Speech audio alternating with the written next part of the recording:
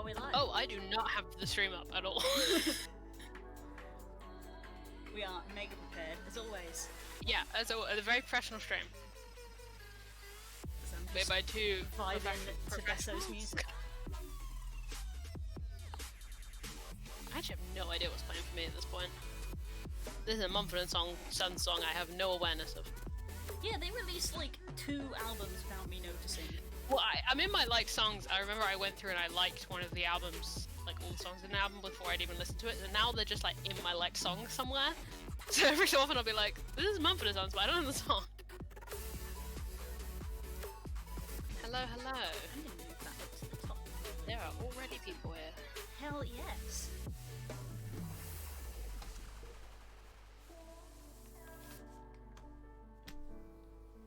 Hell yeah.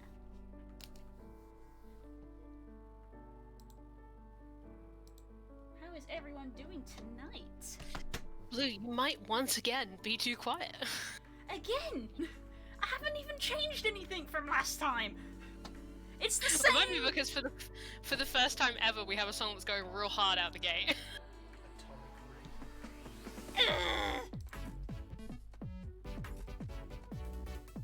Anger.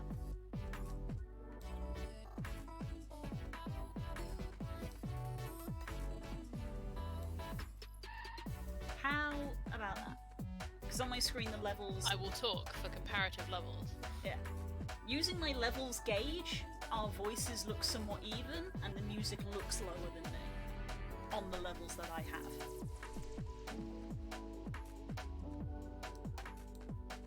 Better, yeah. Yeah? Okay. Yeah. The music was like grabbing at your heels a little, and you've just gone over it. How we doing, chat? How's it going, chat? We have Frog and Das here. Hello, lovelies.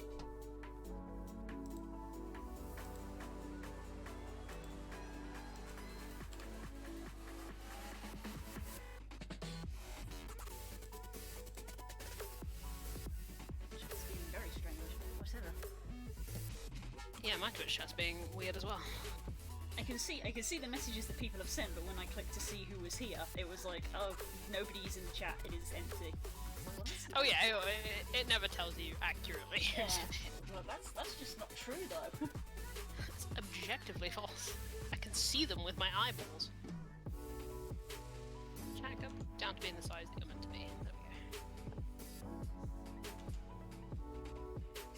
we go. Doing freaking DS calibration here. Do you remember that?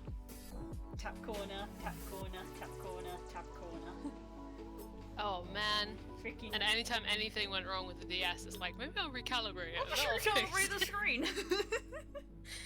Tap, tap, tap, tap, tap, tap. I can like hear it in my like the visceral sound that makes. Tap various points on the screen, which also works when using a tablet. Because Makes sense. The 4 corners of your tablet should match the 4 corners of your screen. Yep. And don't accidentally X out of your software. Yeah. Tap. Oh shit. Thank you for hosting, Frog. Mwah. Yeah.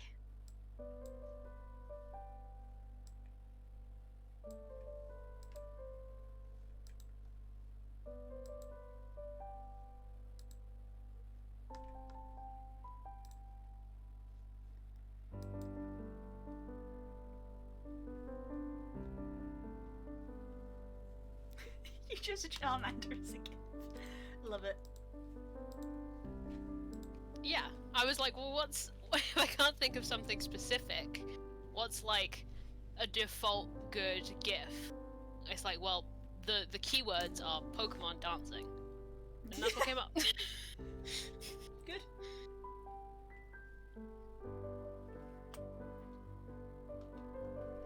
And that sweet little Charmander made me laugh. So. Little cutie. That's from the N64 era by the looks of it. Or potentially GameCube. But it's not a modern one. Yeah. Okay, that has to go down here. This is a very weird song for my like songs to want me to listen to. Let's get out of there. Cass, I believe I also have you on auto host. I have several people on auto host. Yeah. I have like Simon, Ravs, Nemo, you, girls. Yes, when the moons align, I do occasionally go live on Twitch. It's an interesting thing though, because auto host is automatic, the streamer doesn't get a notification to say that someone is hosting them. Whereas if you manually host Also, something, if you're like me and you stream through a PlayStation, you don't find out anything. You don't know anything that's going on. you don't know jack. Nope.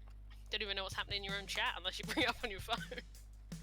It just pops up and is like talking in your chat. It's like, great, wonderful. I'd love to know what they're saying. I know. To be fair, you can have the chat open, but it makes your like play screen about this big, which is fine. You know, if I'm here playing Final Fantasy or something, I could have the chat there and I'd be okay. But if I'm playing on the screen that's like away from me, I ain't reading that.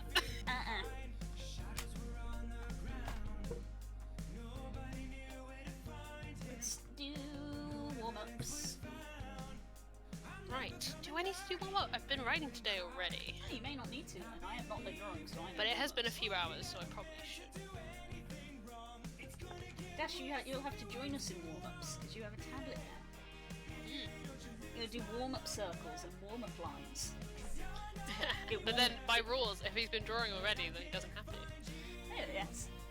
Because the whole point of the circles and the lines exemption. is to loosen up your wrist and your arm, but also get your hand-eye coordination going. Because obviously, tablet.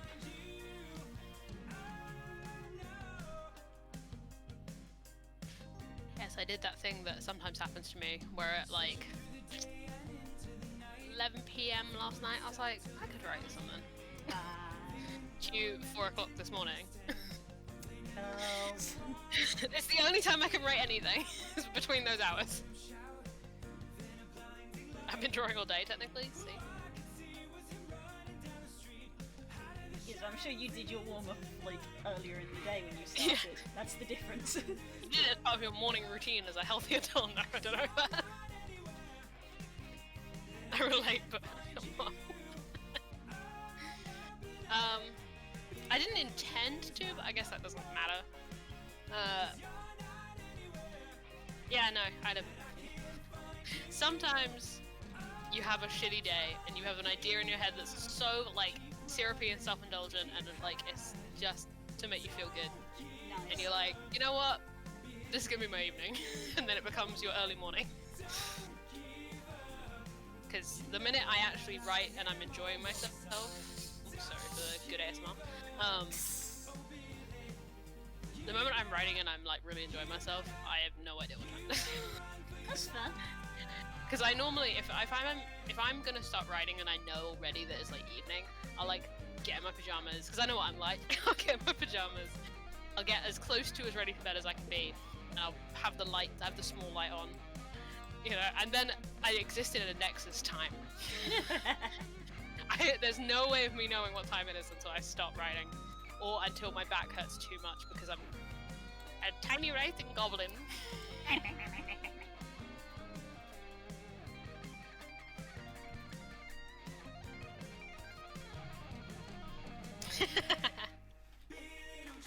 I remember when I did the Howl piece on there, I gave up on giving him eyes. I think if I remember, it doesn't have eyes because I just could not get it right.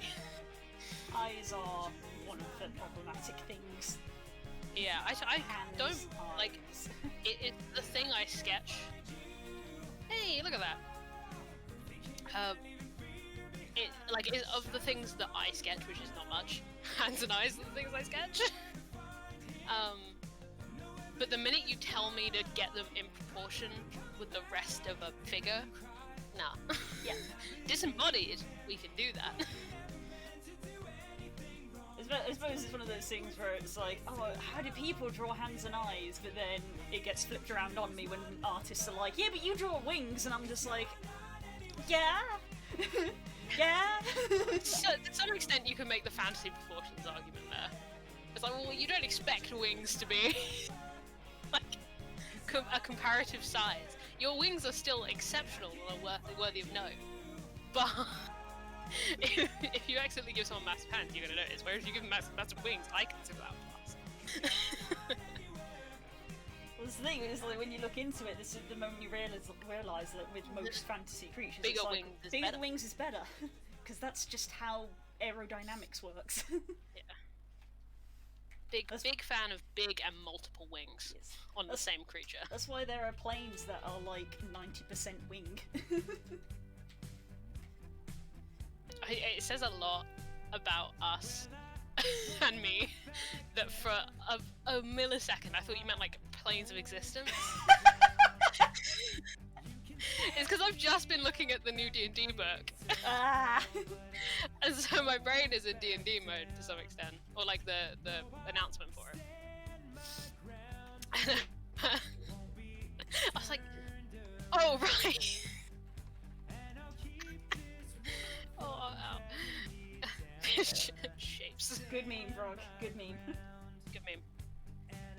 I feel like with that meme, if I saved it to my phone, we would have like a chronology. It'd be like circles, shapes, Soon it will just be lines. line singular. Lines. It's about the linear narrative.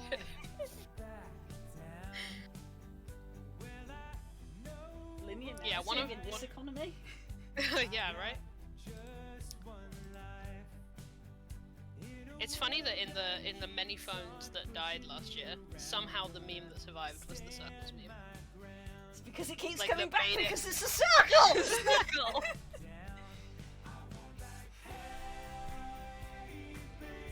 Hey, speaking of circles, one of the circles took no time at all.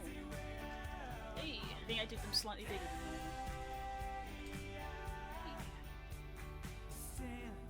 It's wild when you type the word circle into your phone, what comes up? Huh. What is that? I don't even remember some of these. I once again have the remnants of my fruit smoothie from today. Hey. I have Morella cherry lemonade and water. And I just finished decaf coffee. Oh man, you're making me want some lemonade, which we do not have. Sorry. I That's drink secondary school. a lot of this stuff. I like this stuff a lot. Best I can do is cordial, which is what I drink a lot of. Yeah. Well, to be honest, like, the things I drink most of are coffee and water. Yeah. Like, but if I'm having a fizzy drink at the moment, it's this stuff for some reason. See, Because I know I think drink a lot of water, but water on its own is just You don't like, to me. yeah. So I live off cordial instead. weird. I'm weirdly the opposite, and I've always been weird like this. I just like drinking water. I am the most normie person. Sometimes It's I like, like water, water's fine. but I couldn't drink it all day because it becomes bland after Yeah, so I drink coffee. after the second or third one. It becomes bland, so cordial. But Lord knows what my blood sugar must be like because of all the Oh my cordial. god. All the cordial I consume on a daily basis. Lord knows. Am I gonna open this door? I'm still having to adjust to the fact you call it cordial. I know what you mean, but that's not what we call it down here. Why? What do you call it? Syrup? Squash. Yeah. Oh, squash. It does get called squash up here as well, but yeah, Yeah. that's just what I'm used to calling it. It's just what you're used to calling it, yeah. it's one of those many things that's like like when I used to live in a flat with people from all over the place, like we all called it a different thing. Vastly unhelpful. Living with people who all call the same things different things. It's like, what are you talking about? It's like, pass me the thing. It's like, what are you? I don't know what you're saying. Says Sultan Infernal.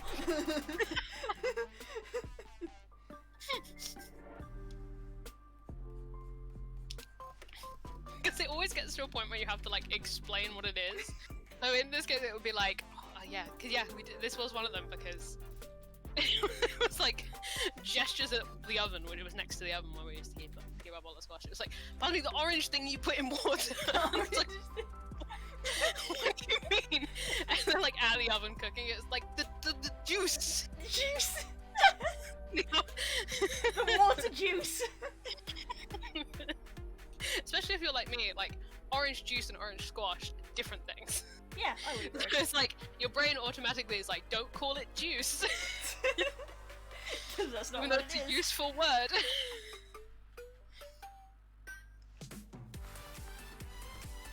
The heart attack head. Way! Resurfacing some memories there. Do you know what? I'm gonna. I actually need my Totoro. I haven't got him with me.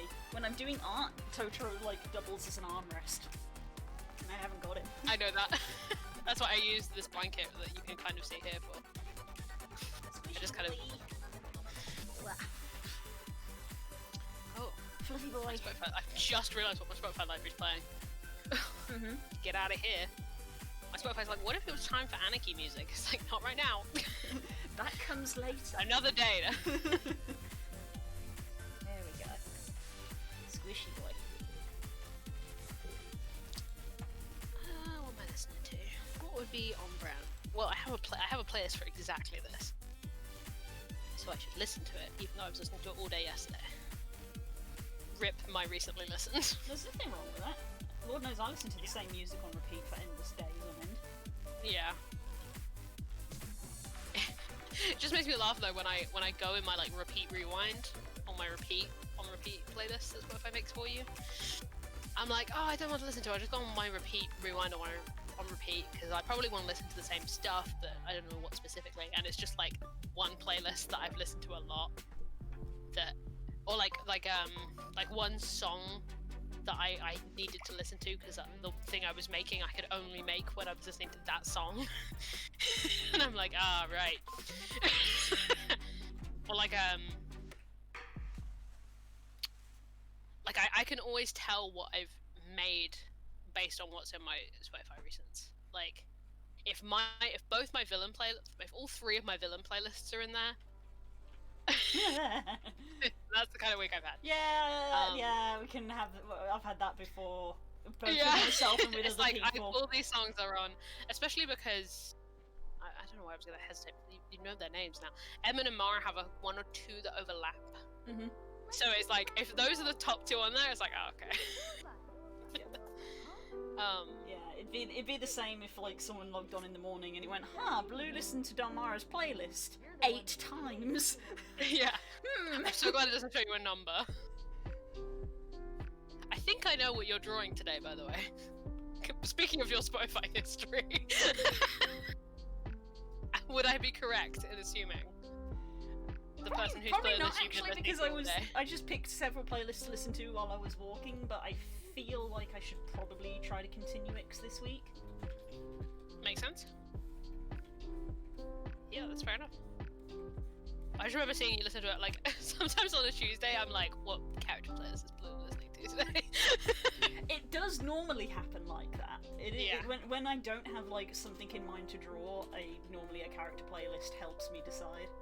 Yeah, same with writing.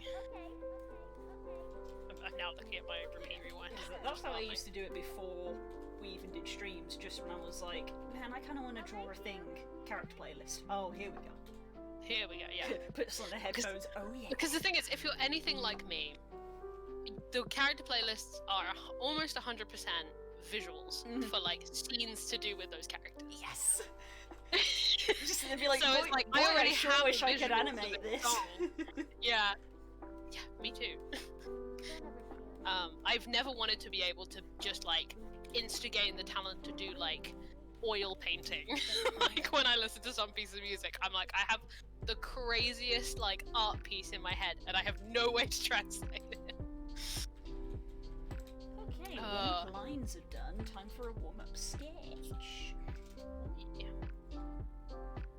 Do it. 4 notifications, goodness. Jesus. Is it people retweeting you? No, it's Panda messaging me. Messaging me about Back and Beyond things.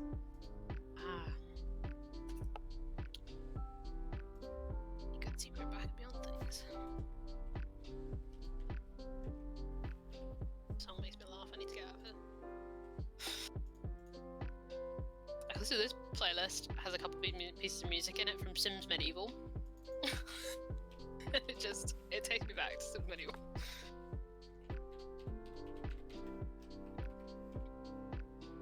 Yeah, exactly, Frog. Like, yeah.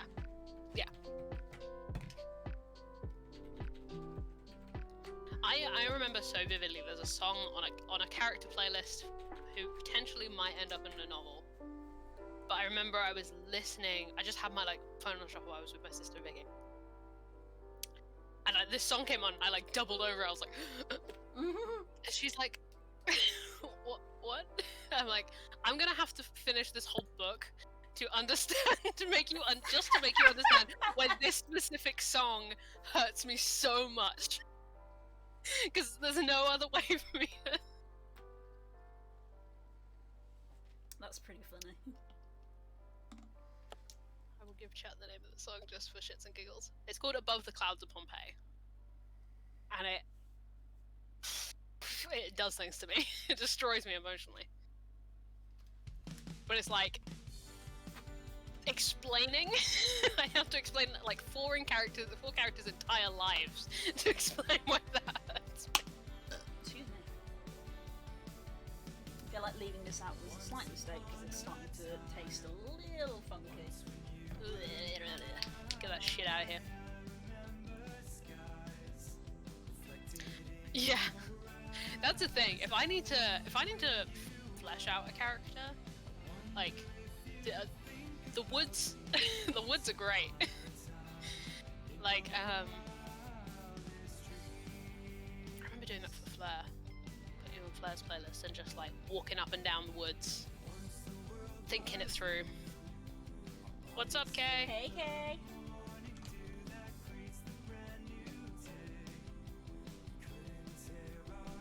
Another good time. Walking in the woods and dyeing my hair are the times when I really get some good character work done. Because literally when I dye my hair, like I put a pair of gloves on, I can't touch my phone for the next hour. So whatever I put on is staying on for the next hour, and I've got to be happy with it. So usually it's character playlist. Usually character work or Crowbar, to be honest. Doing alright. How are you, okay?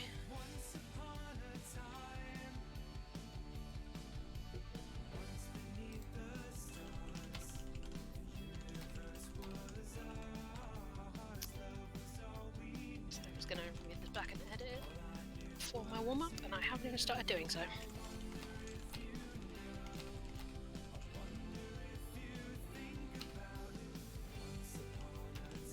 Excuse me while I'm typing things. Getting a lot of ASMR this stream. You get some good typing ASMR, some good opening a fizzy drink ASMR. How is the surprise Pikachu face? That is his resting mood. Yes, I have heard tell of you doing this up. I have heard whisperings. It's gonna be good. It's gonna be good.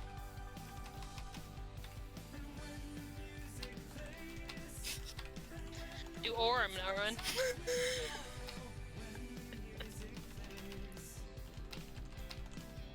That sounds like a thing that is difficult. Yes.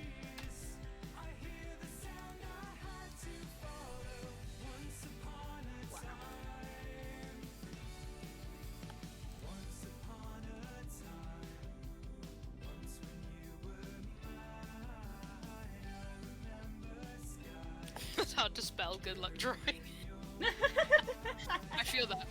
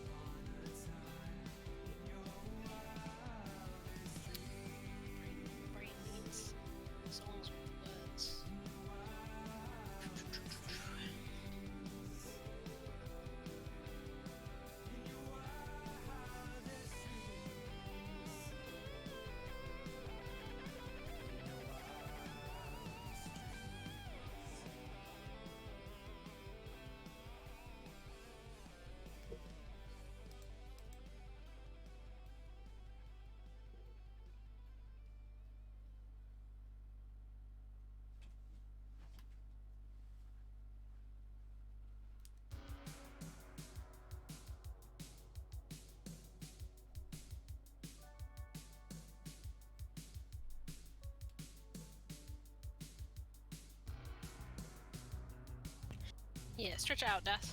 I'm gonna move around. Yep.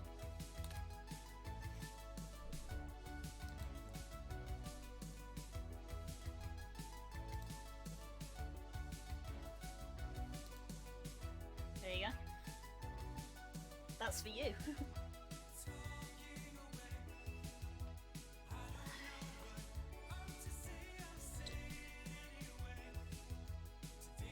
I can tell exactly the hours this was written at because I think in the first line I've gone through 3 different tenses. There's always tenses for you. Yeah. Yeah, just go down the list, Naren. Just go down the list. Oh yeah, Naren got here while you were focusing on typing. Ah, that would explain. Just go down the list, Naren. Start with your 80s, do your 56s and 70s. Work your way down. Until you get to raid queue and then just don't. And then don't. No one touches raid roulette. The whole squad is here. I have unlocked the first part of my first raid. By the way. Yeah, you have. The labyrinth bit. Or whatever. Labyrinth of the Ancients. That's the one. Hype.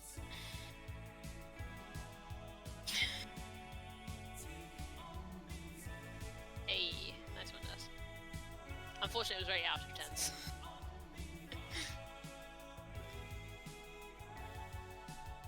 I have also unlocked Labyrinth.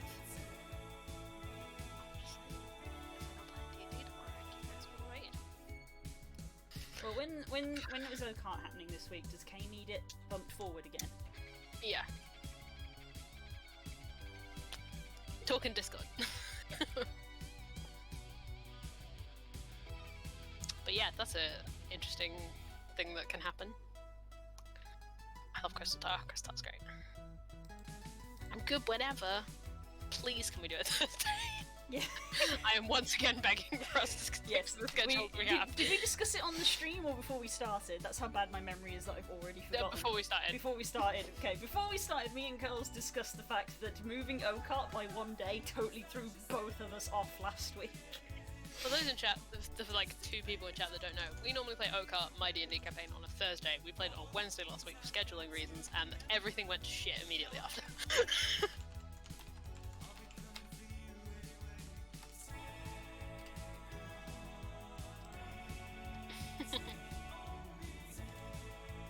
Already got a save reminder. No sense in me saving. It's warmer. It's a line. Got nothing to save. Save the line, never cross the line. Line! We got there already! God damn it! we made a self-fulfilling meme prophecy. Where's that meme of the kid like throwing the dodgeball that just says Helios, the gift of prophecy? Bang! Oh shit. The camera's given up, there we go. Even the camera gave up on us for a moment there.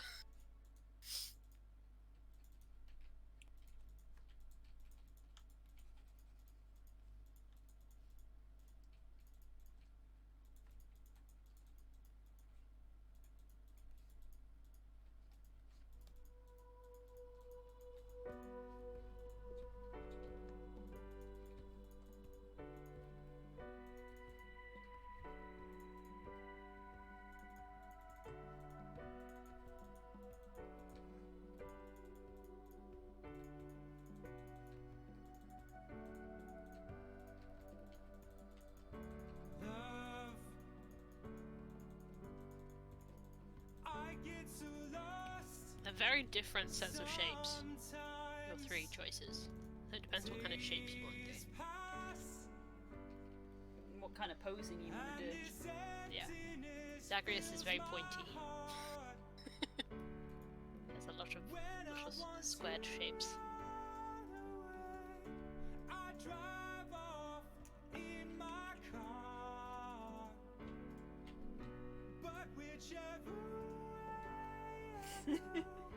We're bringing it back. Back to the shapes.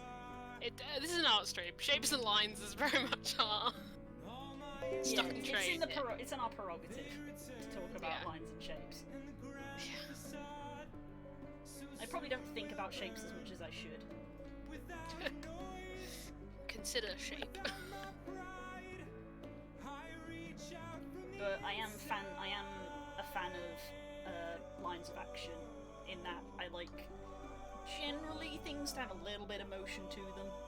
I find that when I'm just drawing the person standing, they literally look like a plank of wood. I'm just like, eh. Which is why, even on like quote unquote a flat reference picture, like Ix for example, it looks like she's ever so slightly hopping.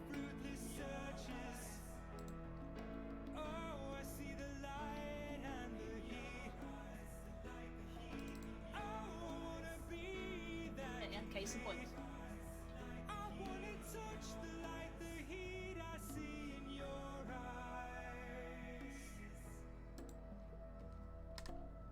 Gotta have a little movie move. Yeah, we'll swish. I have got pictures that I've drawn that are just static.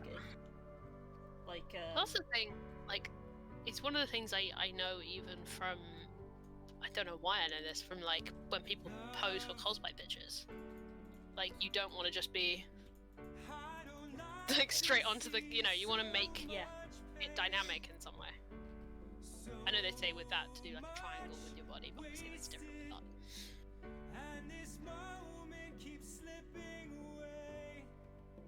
Yeah. So whichever one you feel like.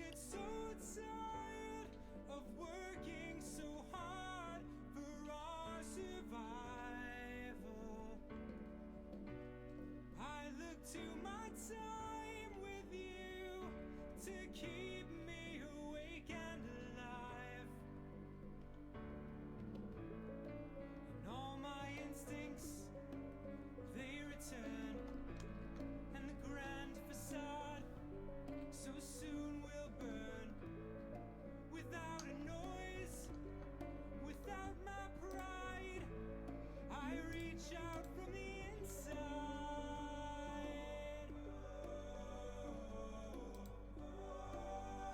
Once again, time to cull the 3 AM adverbs. How many times can I use the word slightly unnecessarily? Just get rid of them. You don't need them. If you need an adverb, use a better verb. That's my teacher used to yell at me.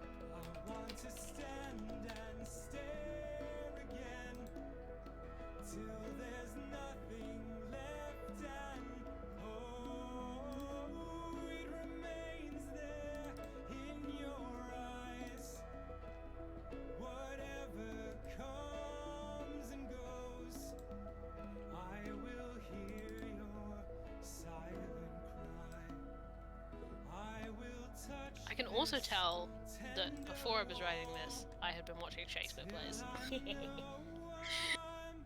I can hear it in the way of the dialogue. No, you've just been playing Final Fantasy. That too. I've been talking to Urianger far too much. Yeah, Urianger especially. Urianger, Jesus, there's no reason why he should talk like. Chill, man. Even in the sense of Final Fantasy, he's going too far. All the other characters look at him and go, "Why are you speaking like that?" I love that boy. It's not even like the formal characters all talk like that. They just don't know what talks. But no, in this specific instance, I have been rewatching. I haven't watched it in years. I've been rewatching Much Ado About Nothing because YouTube decided to inform me that the version with David Tennant and Catherine Tate is on YouTube. It is. It is, and it's exactly as funny as the last time I watched it. It's so funny. I need to see that. Like actual tears at a Shakespeare play. There is a part where Catherine Tate is eavesdropping on a conversation, and she is suspended unintentionally from the ceiling the entire time. Is trying to land. I fucking wept. I wept. And they're both playing the funny parts, so...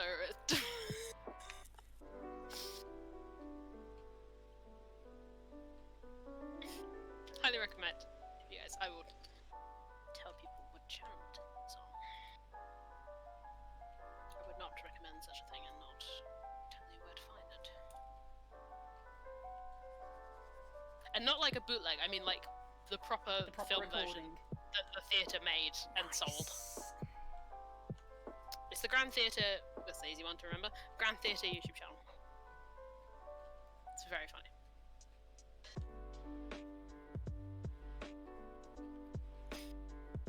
I don't really watch TV much, but my parents do, and when I go to visit them, they always put on Staged.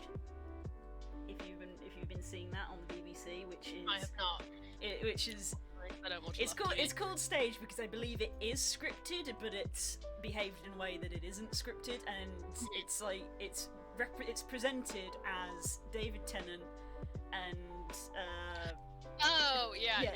It's from Good Omens. They're having a Zoom call or a Skype They're call, just chatting. and they're just talking about crap. Yeah. And I believe it is scripted, even though it's acted like it isn't. I've seen like clips of it, or adverts for it, and I love shit like that. It is very funny.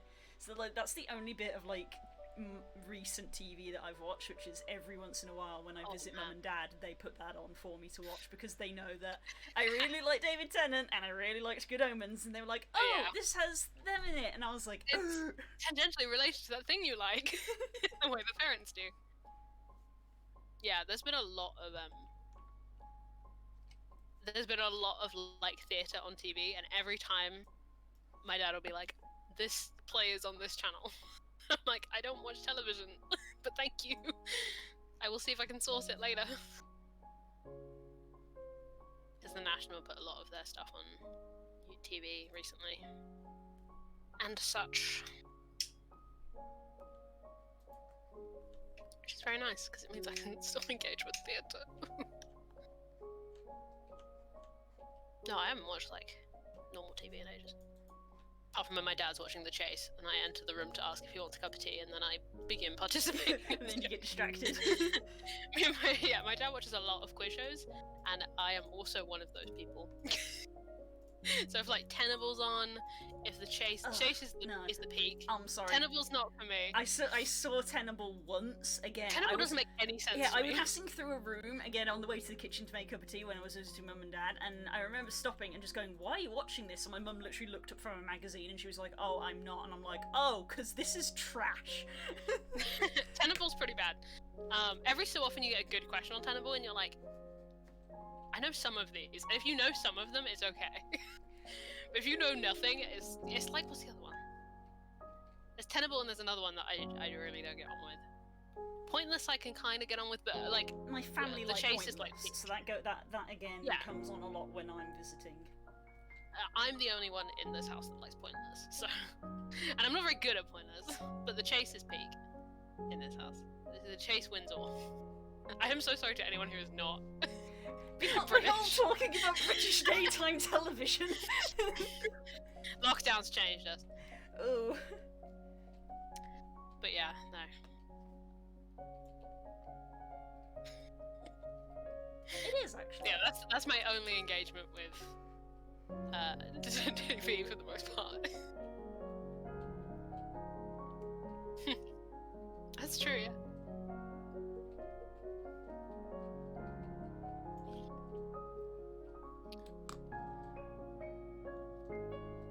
It was Pointless sometimes has categories that are just so niche. It's how? But then that's the point. Yeah. Because at the end of the day, the aim is to find something that's people Shit that know. no one Yeah. knows. Yeah, That's the it's aim. much harder to find something that no one knows. There was one I sat down for dinner. My nan was looking at it in confusion. She wasn't watching it per se, and it was the category was albums by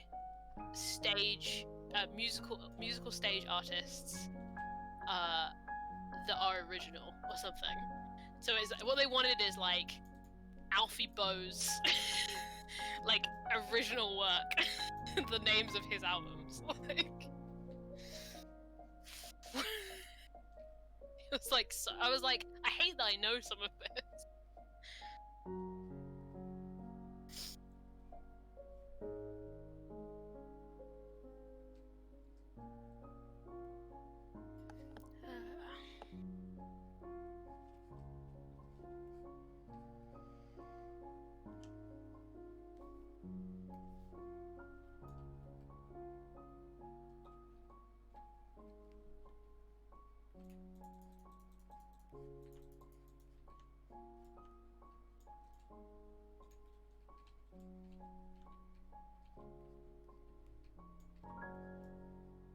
I'm listening to my Feywild playlist. I haven't listened to this in a hot minute. I haven't needed to. Good. Has my Feywild become like the Underdark? So please never to take be us fair, back we there. just had a bad experience. Yeah, so did we in the Underdark. Yeah, but it's like traditionally, at least, Underdark is like filled with bad shit, but occasionally you can have a nice time if you meet like a flump. Whereas the Feywild is like the opposite, where it's full of, you know, stuff that's not necessarily bad, Yeah. but you can have a bad time there. You feel like you're gonna have a bad time. Yeah. It's like sometimes you just meet like a giant butterfly that just sort of looks really pretty and flies off into the sunset and you go, wow, this place is magical. And sometimes an archfey tries to stab you with a spear. I'm hyperfixating about my own campaign again, sorry. I mean, it says a lot. I was like, did I do that? No, that was me. I did that to my players. I was like, I'm pretty sure my archfey that tried to kill you did not have a spear. No, that's what mine had.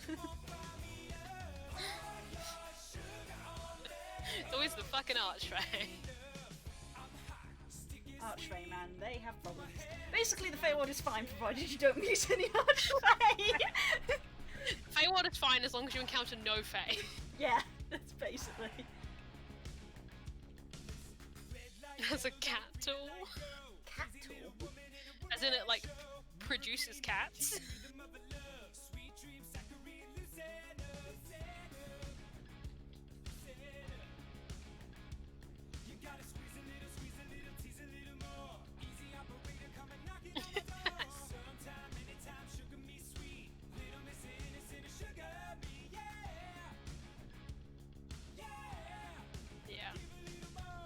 I love the Feywild. Like, as a DM, getting to play with something, I fucking love the Feywild.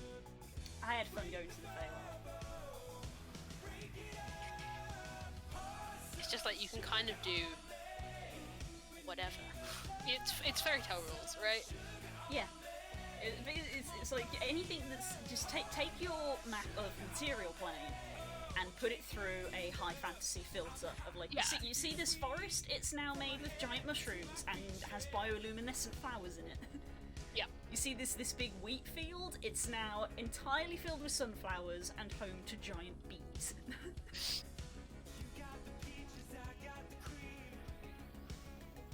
Yeah, you weren't kidding. That's a cat. It sure is a cat stamp. Huh.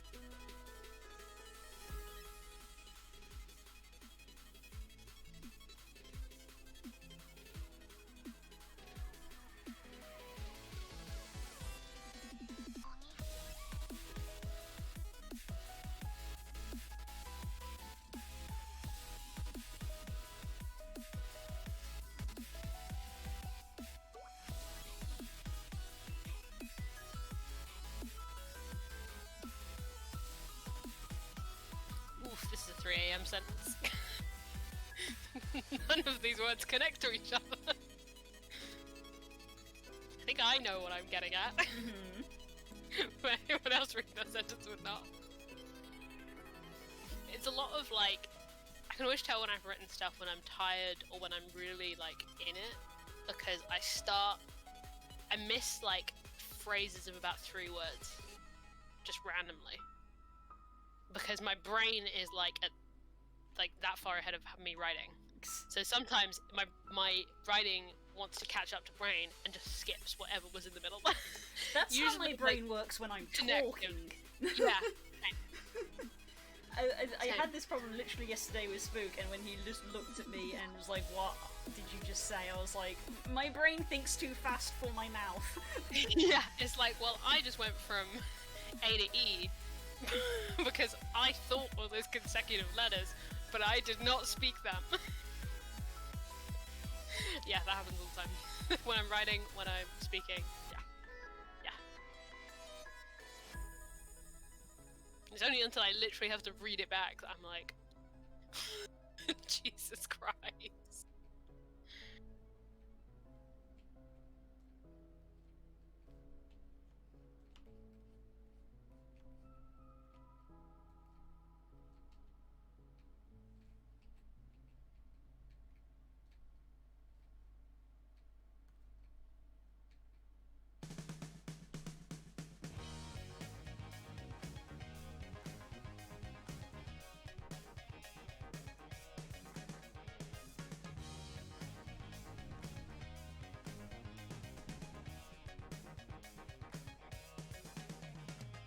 Looking back on when I was a little moppy-headed boy, then my only worry was for Christmas what would be my toy. Even though we sometimes would not get there, we were happy with the joy the day would bring. Sneaking out the back door, hang out with those hoodlum friends of mine. Greeted at the back door. Boy, I thought I told you not to go outside. Try your best to bring the water to your eyes. Thinking it might stop her from coming on behind. I wish those days could come back once more. Why did those days end? If I have to go, I wish those days could come back once more. Why did those days end? If I have to go, 'cause I love them so.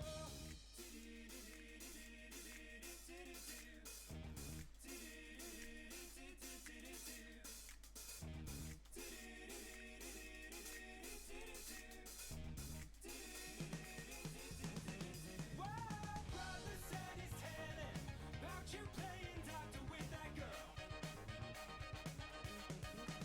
Keep accidentally clicking the suggest edits button. I appreciate they've made that easier to access, but I keep clicking it by mistake. I'm like, what? Where am I typing right now? You treat yours for candy after church is through. Smoking cigarettes and writing something nasty on the wall. Teacher sends you to the principal's office right down the hall. You grew up in that kind of thing ain't right. But while you were doing it, shuffle it aside. I wish those days could come back once more. Why did those days end? If I have to go, I wish those days could come back once more. Why did those days end? If I have to And generally health checks. Yep. Universal health check from various sources.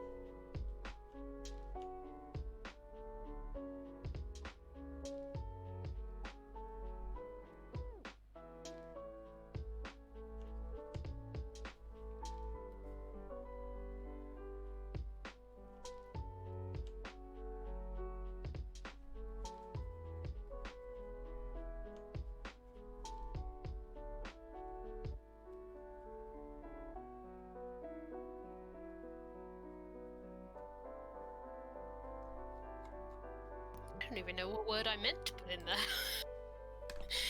Something connects these two words. I'm not sure what it was. Oh, that's the word I'm looking for. There we go.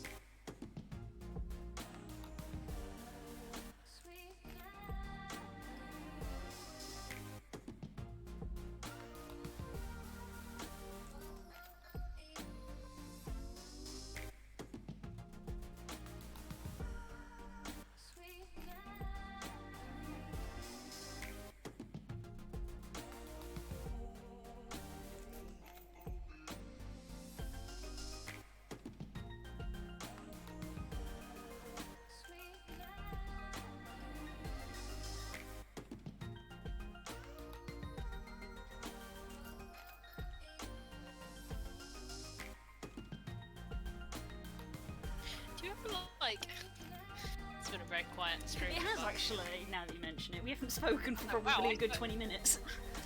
I was like, I just spoke and that was so loud. Do you ever have a thought with like multiple hours delay? I think I just had one of those moments where I went, wait, thought back to something I was thinking about 5 hours ago. Wait, IMDb. I was watching it the other, I was like, wait, is that? And then I didn't look it up. And I was just like halfway through a sentence, I was like, wait, but was that? It was not. This man has a name.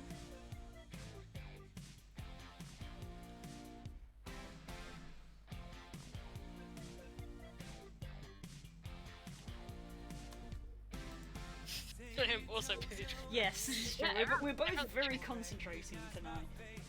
Very concentrating. Much concentration. Such concentration, wow, much art. So creative. Doge. Aged meme.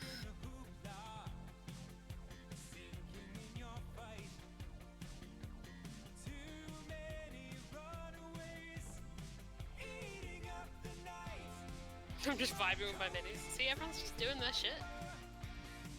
It's just do your shit time. It's time for me to vibe to the music. Yeah. She's gone. We love the kids.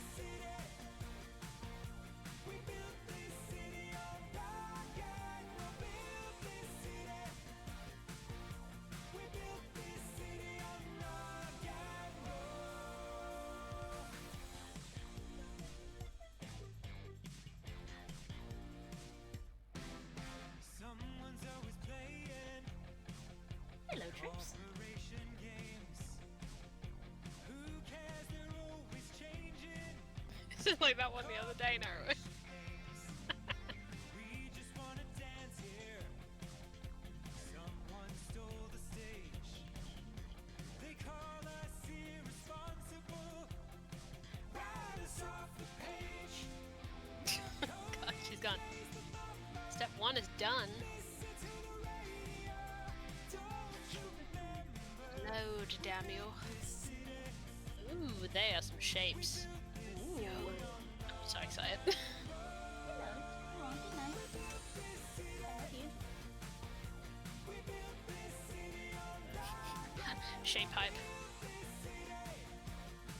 Mucho shapes. I have also made some shapes. They're in the shape of a friend. I think this is who I thought you were going to draw this evening.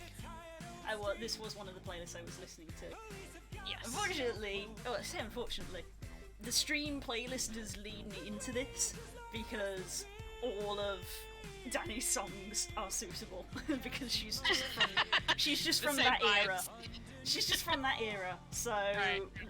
listening to her playlist earlier today and then coming to the stream and hearing these songs has just made me go, you know what? Fuck it.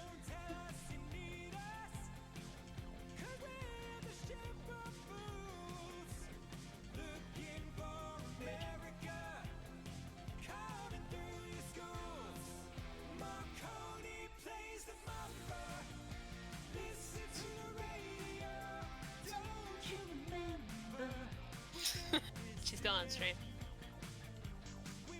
I somehow didn't expect that to be a YouTube link and I freaked out. I clicked that and I was like, oh, it's YouTube. Ah, noises!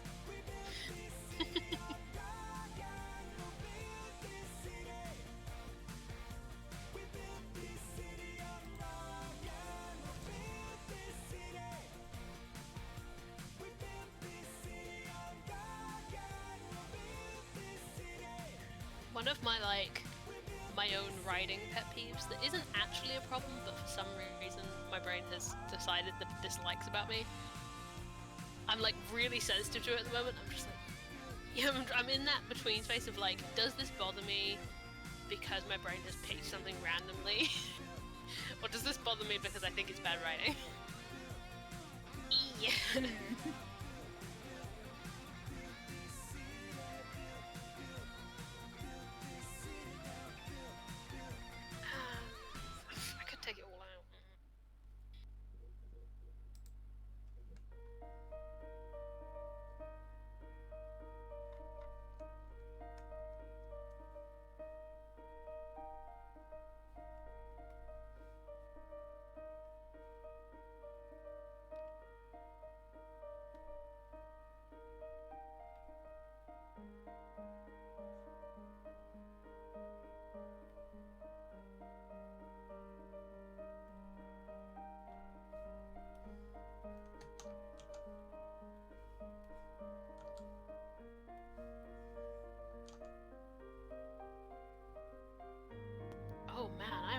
this song in a long time. I haven't listened to this. This song is on my Glory Ash playlist. That was the last time I listened to this song.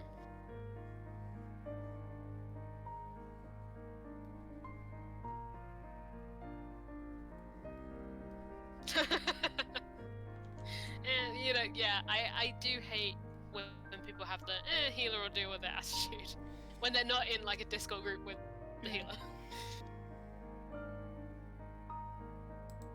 Yeah, me and Noah did a dungeon the other day, and this tank was like set that they could stand in as many AoEs as they wanted as long as they hit their damage reduction.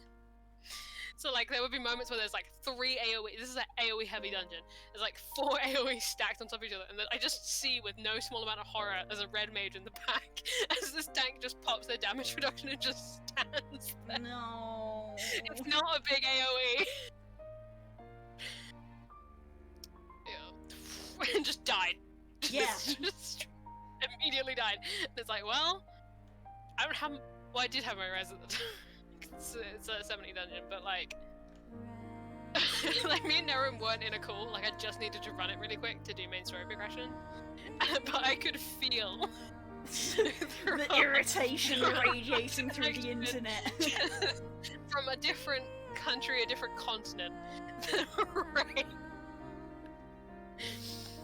As someone who has played healer. Yeah. Like there's a difference like when we ran that dungeon with that one guy and we were like, this is probably one of his first times doing this, so yeah, when it's baby levels. You know, like... yeah, that was baby levels, but when it's like a level 70 dungeon, it's like you should know how to play this game. Yeah, it's different if it's like the class unlocks at 30 and it's a 30 dungeon or 50 or whatever. But this is a level 70 dungeon, and you're a Dark Knight. You leveled 20 plus levels to get here.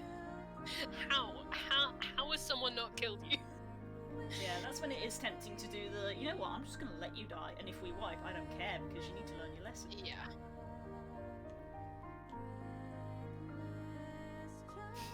Just what you guys are on as a tank, kinda.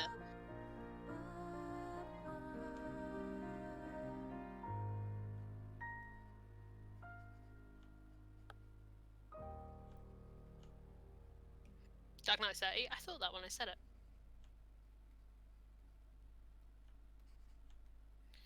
I should know this, I have a Dark Knight. I have a Dark Knight at 30. I've played it exactly twice. Yeah, that's why I was like, you have a Dark Knight. I physically have one. I meant I've unlocked it, so I should know what level it unlocks at.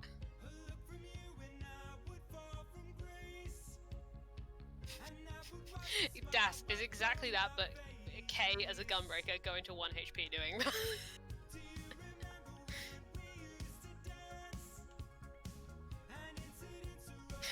Yeah, K knows. Fucking scaring the shit out of me every day of my life. Das Dingo! You wanna be invulnerable? Fine, go to 1 HP. And the tank's like, yeah, sure. And the healer's like, what? No! Oh! Casey, that's so sweet. Blue. Oh no! That's a baby. How do you do this to me? I was just trying to draw good vibes. I was just trying to have a good time. Why do you do this to me? I'm here trying to draw good vibes and you making me sad. I like that you communicate loyalty with antlers of the guy. Like, I'm like, oh, it's loyalty.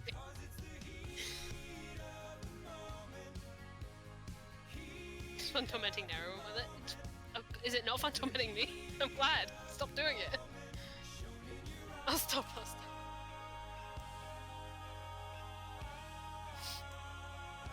Couldn't get over that tiny low. Tiny chibi low.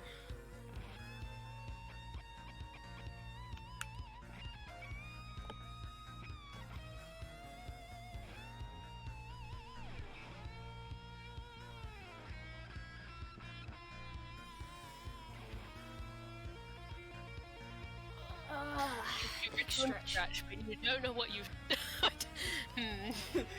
Calls does a stretch and you hear 50 loud cracks. I'm a little worried about stretching at the moment. Then just stretch your arms. We'll find out. We'll find out what it does. Just do a baby. What were the things you wanted for yourself? Teenage ambitions you remember well. My body's trying to remember how to work, okay? Big eyes, antlers, and the rest is worry. You've done it. You've distilled loyalty down to its Space cornerstone. moments. Bubble wrap ASMR from the It's a bit like that at the moment. Behold when I crack my knuckles.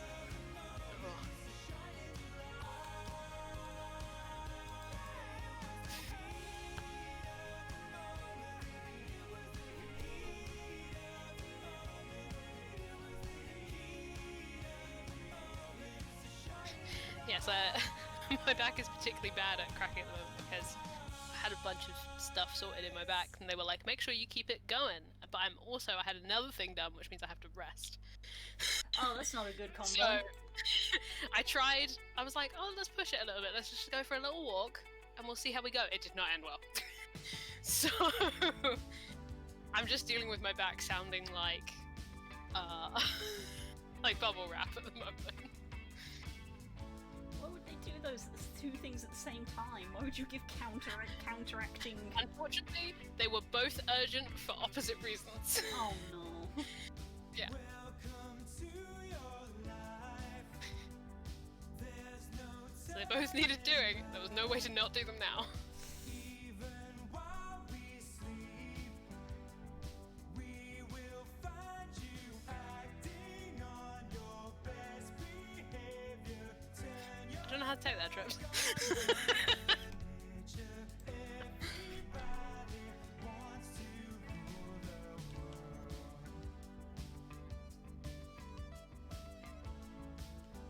As one of the group's designated babies, you'll need to stop calling yourself old.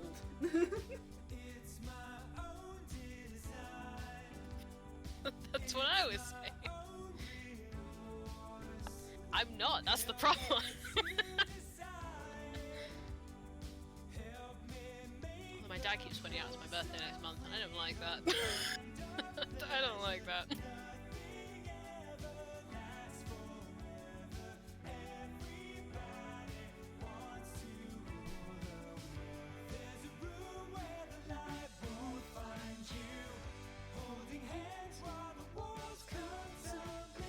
Yeah, like I said, Das, me and Sophie are very similar.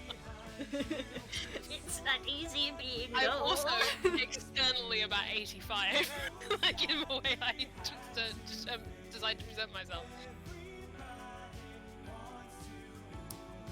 But internally quite young.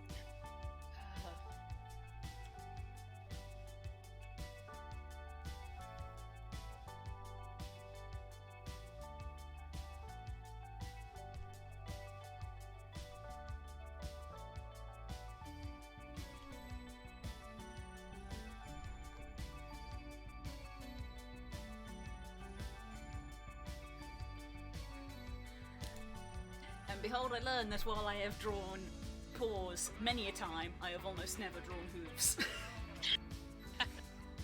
Ew. How do I do that?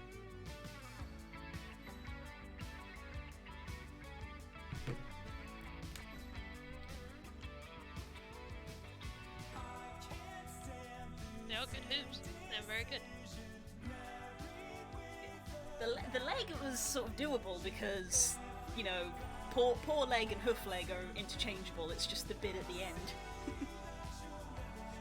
90s kids!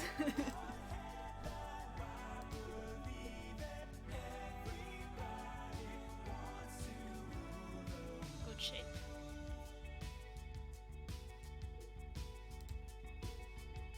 I still haven't got to the bottom of this thing. How many fucking words did I write last night?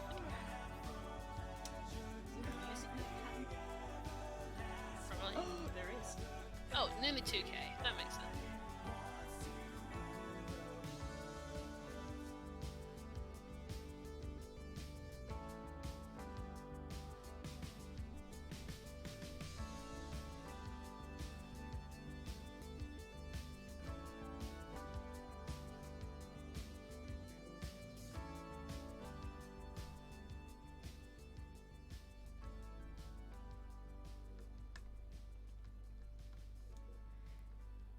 Dance time. Okay. Fred, I'm gonna love you and leave you now, Felvia. She has to go in the sketch box. Yep. Where many do not return from. One day, Felvia, I may retrieve you, but for now, For now, you go in here. Yeah. Because Ix is half completed. Mm-hmm.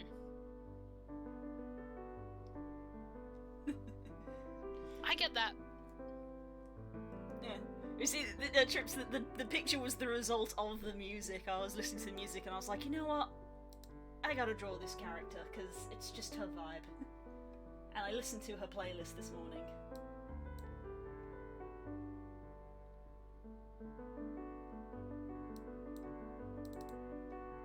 Keep it open. Yeah, just make sure he's not on a layer with anything else, Frog. Make sure he's on his own layer in the corner. His own little layer. Because I know I've definitely put meme things onto something I'm making in like Photoshop, and then realize it's on the same layer as something I actually need. Whoops. It's like I change a layer setting to do some lighting effect or something, and it changes the meme I put on there. I'm like, oh no. It's a layer action.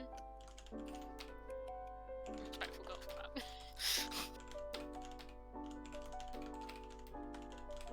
I need a follow chart to track your OC. That's a roast. Yeah, no, it's justified. But she's on the list because one of the streams we made a list. Let me open the list. There we go. I made a list of D&D OCs that I possess. This is your conspiracy board. This is not even the start of a conspiracy board, I assure you. If I had a conspiracy board, it would take up this entire wall, and I would be able to go once a week. This bad boy could hold so many OCs.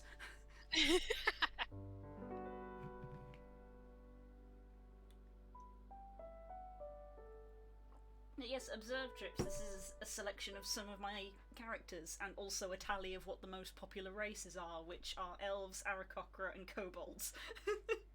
Surprising no one.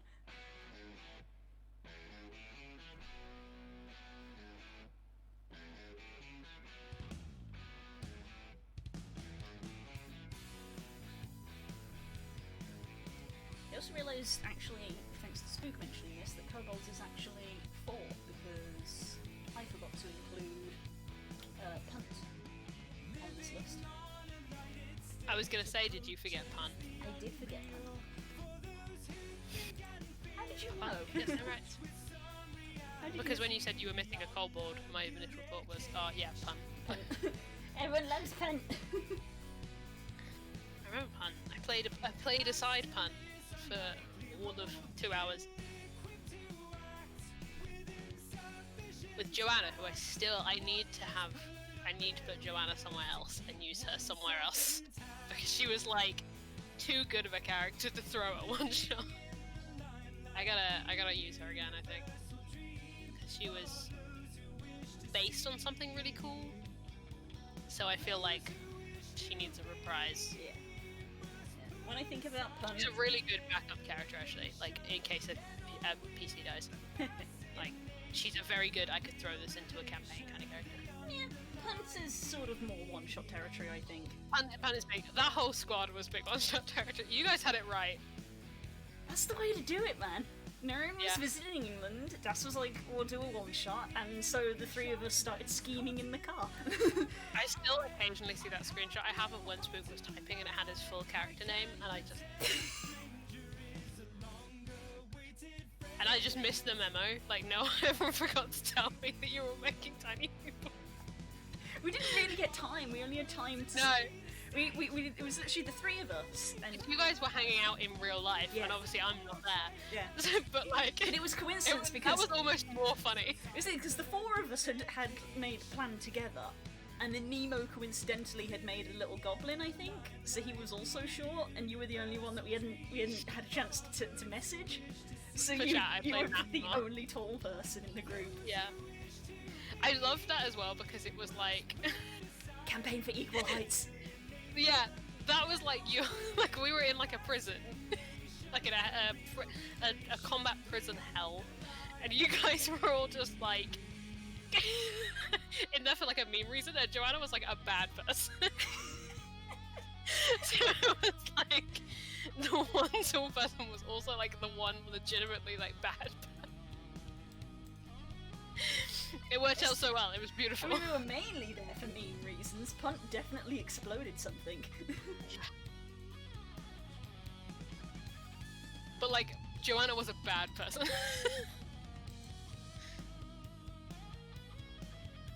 I don't think so, Kay. I don't think she was. No, I think he was in that one. Potentially. Because as soon as we found out that he was playing a Duragar, we were like privately messaging him and be like, "Do you want to be part of the campaign for Equal Heights?" Because I think I messaged Nemo and he said no because he had something going on with you. No, that was a different one. That was the one where I played a Tabaxi, a snow Tabaxi. Oh yeah. Fuck, I don't even remember that character's name. I wasn't there. That for was that was I wasn't there for that one, so I can't help with that. yeah, that one was literally a proof of concept. Like Nemo came to me and was like, I want to play a druid who can B-shape into a polar bear, and I think if you are a spear master or whatever it was, you can use it as a mount or whatever. It was like a combat strategy. I was a barbarian tabaxi. Yeah, fuck. It was a tiny little one shot that. I don't even remember who ran that. Like that's not even in my memory anymore. I believe that was one of the reasons it was being run because I wasn't there, so I can't tell you Yeah. who that was. Also, looking at One shot's not EB true. Or... Yeah, because it doesn't have time to come up. I think. Which Joanna? I can't remember what alignment Joanna was. I think she might have been chaotic neutral. I genuinely don't remember that one. Did I hallucinate a D&D one shot? No. No, I remember this character that you told me about. I also can't remember their names, however. They definitely existed, and it was definitely a thing me and Nemo did, but I have no memory of it other than that. Wait, do you know what will have memory of it? Nemo. I was gonna say Discord, but yeah. I'm literally gonna search me and Nemo's private chat for the word polar bear. Nemo. I almost, every time I go to search a chat, I almost hit the video call button. Polar bear. Cannot find tabaxi. That's not how you spell tabaxi. Which one was that, Trips? Was that the Underdark one? Was that the Underdark one, Trips? Are we staying hydrated? It's a good question. Take a sip, babes.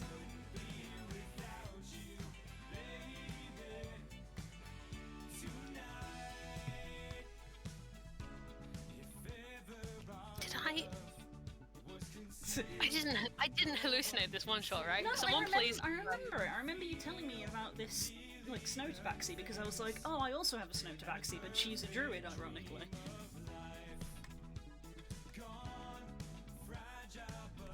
Yeah, Trips, I think it was an Underdark one-shot, and I think I played Lunaris. I brought her back for 5th edition. And then it turned out that we'd been captured by a drow, and I was like, oh, I'm a wood elf, so that's wonderful. And then I was like, my tactics to deal with the guards was to be passive-aggressive.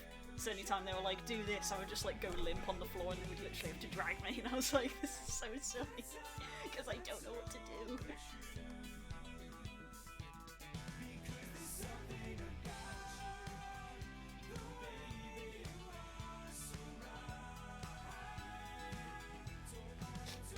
And then they threatened to throw me off a cliff, and suddenly I wasn't very limp anymore.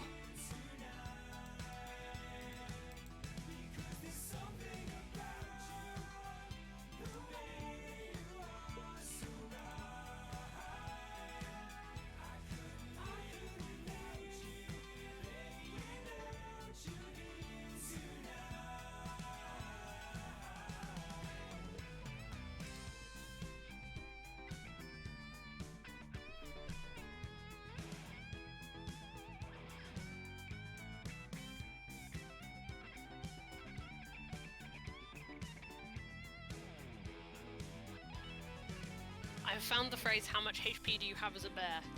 Here we There go. you go. Yeah, Nemo's character was called Ink.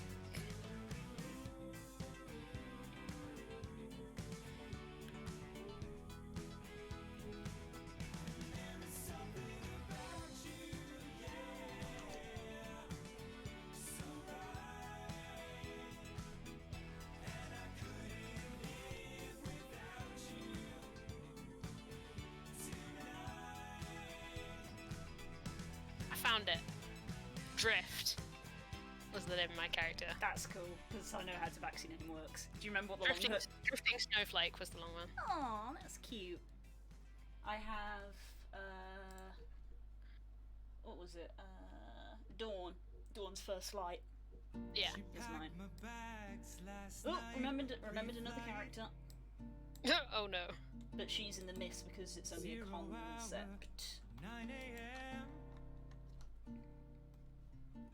Yeah, and then I came up with a bunch of them for Nemo's character, because Nemo's character did not talk, did not have a name.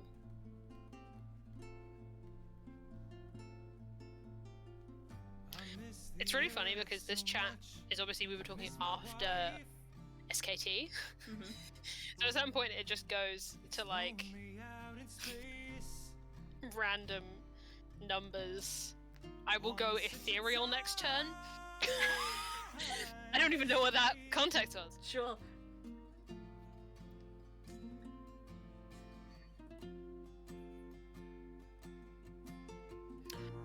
Oh no, no, this is not what this is.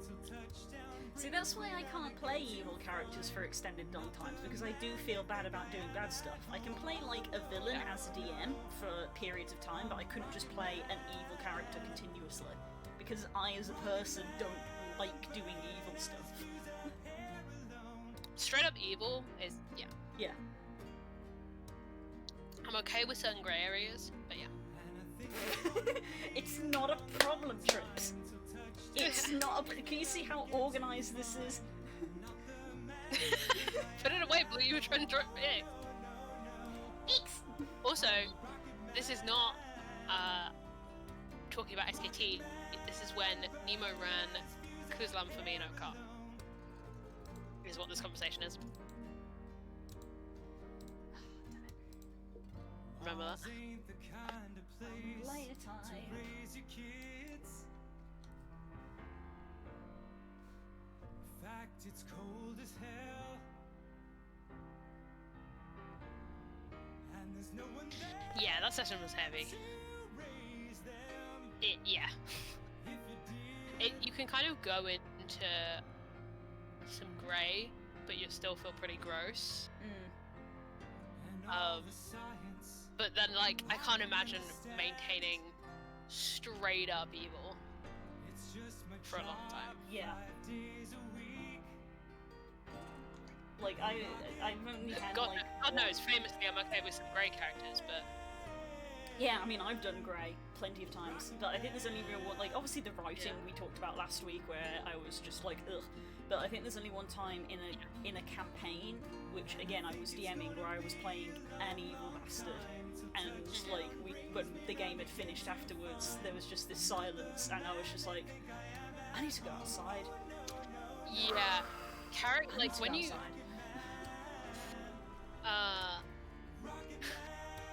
like character bleed, especially as a DM, is rough. Like, especially because if you're like me, it takes me quite a lot to get into that headspace because it's so not me that you kind of have an out of body experience. Like when I was playing Distress the other week, it's one of my villains, like he's so repugnant. Like he's such an awful person, and you have to be like in it. Because this was a whole fight, this was a whole session of just him.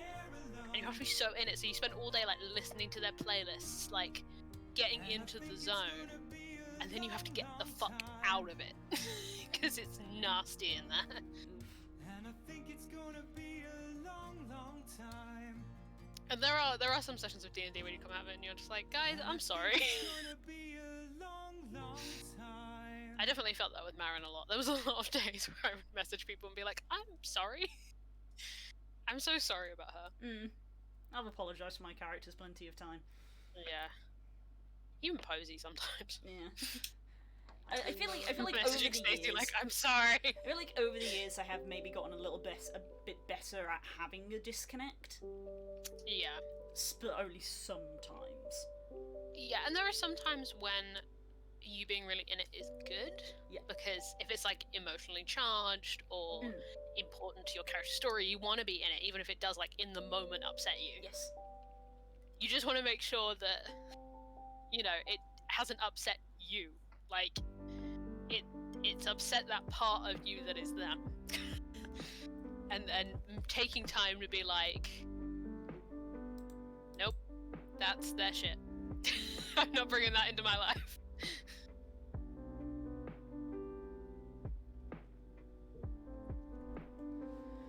Yeah, it's hard. I'm really glad I stumbled into a lot of conversations about this stuff in like when I was really just watching LARP videos, because they talk about it a lot, because obviously you sometimes live as a character in LARP for a week.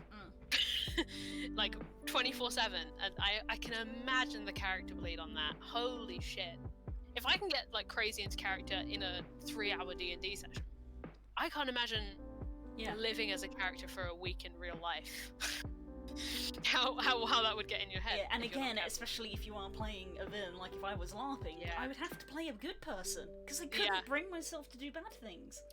Yeah, definitely.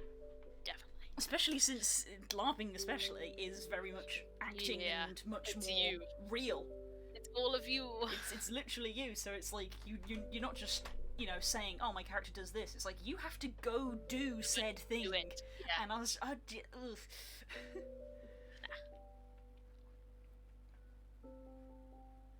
think I could do it if I went to a LARP and was an NPC. Was just for the organizers whatever NPCs they need me to do. Like, then I don't feel as bad because that's literally what I'm doing. But if I was like, if this was a person I had made, I'd have to do a lot of LARPing before I was comfortable doing that. Yeah.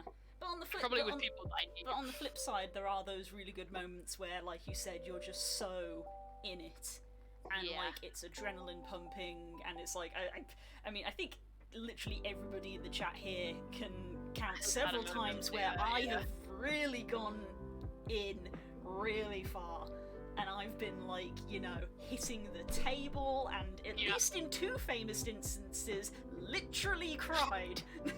Yeah. If you haven't cried in an D&D session, you're missing out. I will never forget.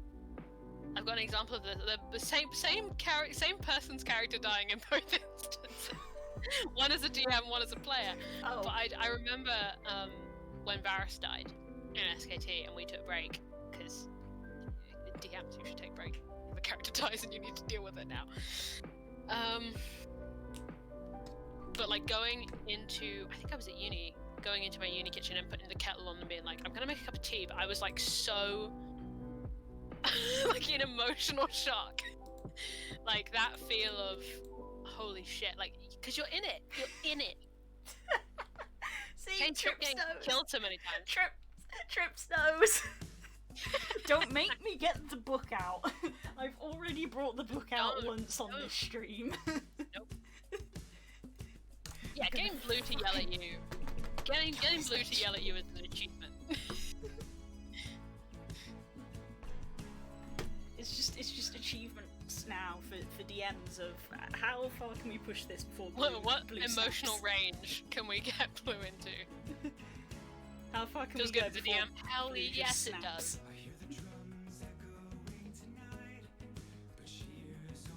That's why I have that. Oh, this is rounding to a conversation that was not had on stream.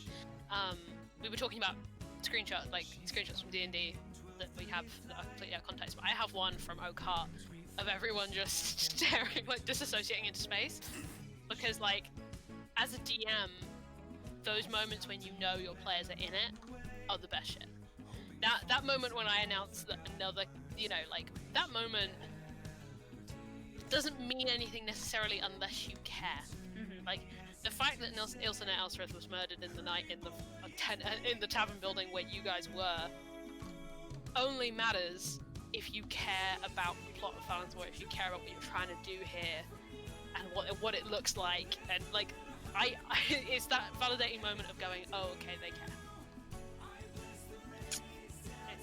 It's the good shit. I care too much. That's always my problem. I get so invested, which is why. Kay just said the exact same thing. That's why that's why I have these character moments where I get super angry or super sad or super into it. It's because I do care. Even on characters like Tala, who sometimes comes across as very apathetic, there's always that one moment where you can literally see it on the camera of like, I'm literally sat back, I'm listening, I'm taking notes, and then it's like, oh, somebody mentions No, Mara. you're in it too Someone much, mentions yeah. Mara, and suddenly I'm like leaning forward, hunched over. The gaps in your notes are when you're really in RP. I can see it sometimes when I read back your notes. It's like, that I remember this part because Blue was in it at the time, so she didn't take any notes. I can't take notes when I roleplay because I get too invested in it. I can't write and roleplay at the same time. No, so I have a couple sessions on Posey where I literally have taken no notes because I was up here. Wait, so I would probably hit the desk. I would probably be very physical if Okart was a IRL campaign. Oh, me too, bud. As someone who's not that way, I'm so comfortable with you motherfuckers, you'd be in trouble. Some of the stuff Getting that, to play some of my villains in person would be... some of the because the stuff whole that I've done with physicality- AJ role-playing in the IRL Yeah. versions of our There's a- campaigns have been amazing. There's a lot to be said for upping with people you're comfortable with. So much to be said. It was so good. Knowing where... Because me and you, I know I can push you and be fine. And we're good. We're good. We're good. I don't think I could do anything that would upset you and I wouldn't know. Yeah. Or that I would want to do. And me and you know we can, if we're RPing and we're making camera eye contact, we can get into it. That's why I say if we had IRL sessions, Oh my god. they would get really intense really quickly. Yeah. Me playing Tala and you playing any of the villains Anyone. would get very intense very quickly. Do you know, there's a handful of Red First characters I'd love to play with you IRL. I mean, any villain also. It's great with Tala as well because I literally start snarling. Yeah. I watch your transition into Tala every week in real time. And I know the posture, I know the, Like I said, I'm leaning back when it's not me, and then when it's Tala's time, I was like, oh, I'm sitting up, I'm hunched, I'm clenching What did I call it that one time? The whiskey glass posture? When I was sort of doing, when I was doing this, when we were out drinking, you can't see it, people on the stream can see it. I've got the delay, but I'll catch up. Yeah, when I had grabbed a glass to But you do that every time you drink Tala. When you're drinking water out of character, but you're in Tala, you do that posture every time. I don't even think you're conscious of it. Speaking of, I've now finished my drink. Yeah, that's the fun stuff. Okart IRL will be crazy. It would be. I'd make so many letters. So many real life letters. AJ's given us so many handouts. There was one Yeah, session. we've talked about this on stream before, Yeah, but... there was one session which was absolutely crazy because AJ actually has a fireplace in her home. So one time she stood up from the table as character doing a little bit of a monologue and literally walked over to stare broodingly at the fireplace. That's all I want in life. And I literally turned around in my chair to glare at her because I was role-playing at the time. Yeah. And I literally just want- followed her movements across the room in character. Give me in life a situation where I can have some crazy gothic looking dining room with a big old fireplace and I can play D&D with my friends. That's all I want. So that I can go over to the fireplace and burn a letter or burn an important document or something. Oh, God. the dream. Could you imagine if you tried to do What? that and then some of the players were like, shit, no, don't! And tried to pull it out. There's only one motherfucker I know who would do that. He's in chat. That doesn't narrow it down. Let chat make their own assumptions. D&D players want one thing and it's disgusting. Fireplaces. What we can establish is that all that D&D players want to do is laugh.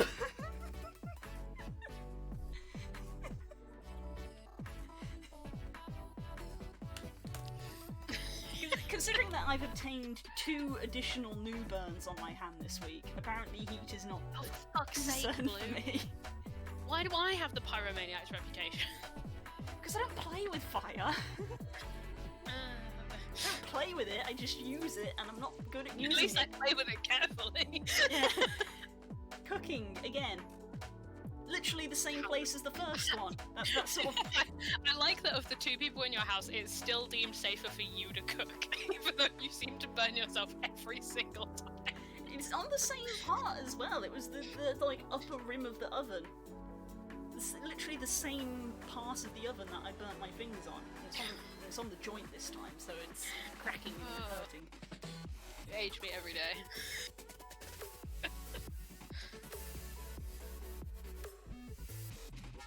I don't have a proficiency That's bonus. as proficient, Blue isn't. Yeah, that's different. Why, you know? It's Yeah, basic yeah. D&D terms. Why would you? I've know, got expertise. don't use a weapon that you're not proficient in. Now, here's the kicker trips. I do have a pair of underwear gloves. Were you using them at the time? No. Fucking hell. Because I was like, oh, I just need Really, this is also about tool proficiency. Yeah. Because I was like, oh, the foil's folded over, I just need to pull that away. So of course I just reach with my hand and pull it. And I didn't burn my hand on the foil, but I burnt my hand on the oven. Yeah, because under the foil is the oven, you dink. No, like I said, it was the top bit. I put my hand in No. fine. It was when I was pulling my hand out that I hit the rim of the oven door on the way out. Save me, Lord. You know what? Nothing I can say can redeem me. No, there's no way out of it. Nothing I can say can redeem me from this. No. I'm normally fine. It's just unfortunate that because I don't believe you. only because we stream once a week, and then it's like, oh, what injuries have you got? Well, I have this one now. You gain about 2 a week. We check in.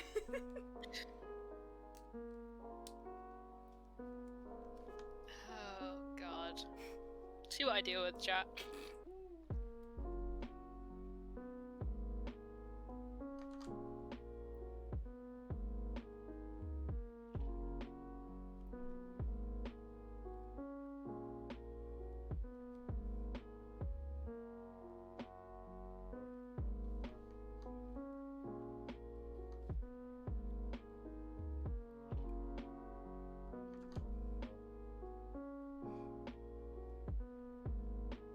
Excuse me.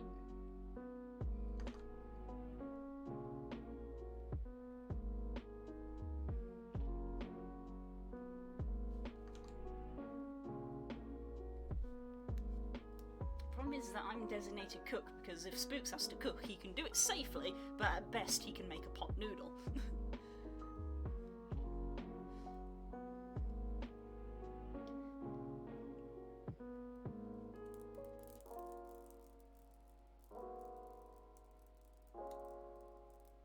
It's funny because Spook is very opposed to touching food that is uncooked, which is hilarious.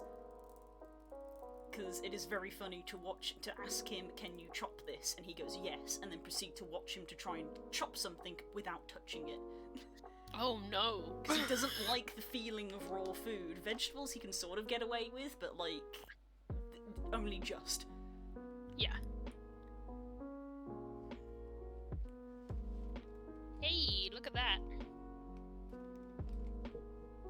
There's some more shapes happening, some silhouettes in there. Ooh. Hi. Ooh.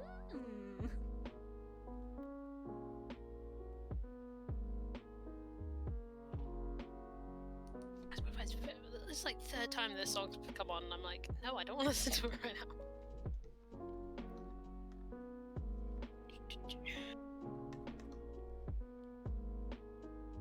Where is this playlist that I was using? Oh, it's Masquerade. There we go.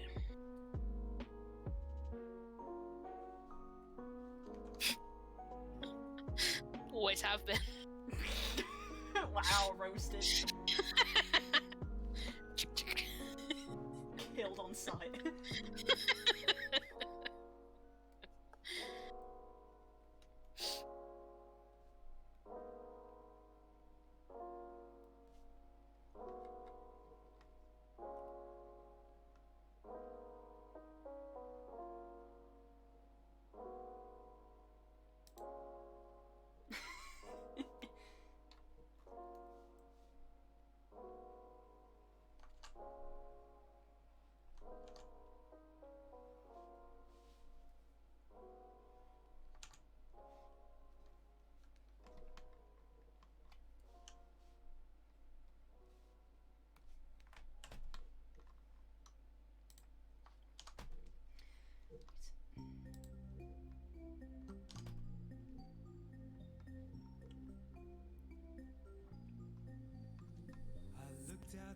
Definitely just dropped my phone and it made a bad sound. Oh Okay. no. We're good, we're good. You know, sometimes when you drop your phone, it makes like a really dramatic noise, and you're like, okay. I didn't drop it that bad. I haven't dropped it about that far. Calm So down. you're just being dramatic, shush. Did you break? No. Be quiet. This is how I got through so many phones last year. Does it affect me? No, then suffer in silence.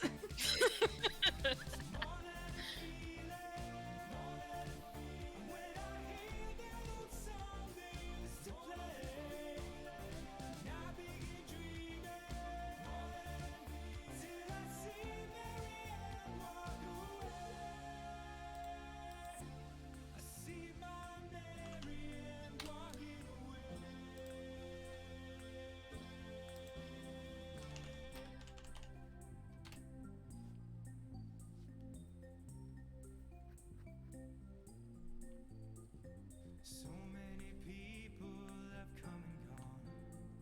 Their faces fade as the years go by. Yet I still recall as I wander on, as clear as the sun in the summer sky. That housing feel, Neuron. Ever since we got that damn house, I've had no money in that game. Yep. Every time I get like a little money, I'm like, ooh, I can get this housing decoration I've been saving up for. Though I will say, all I've really done in my room. Oh no, IRL, yikes. Oh, IRL beds, yeah, that is also big. Yeah, that is big oof. Much bigger oof than video game money.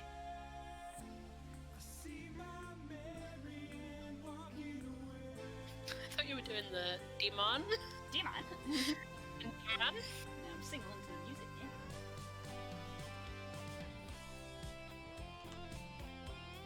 Different vibes in what we're listening to.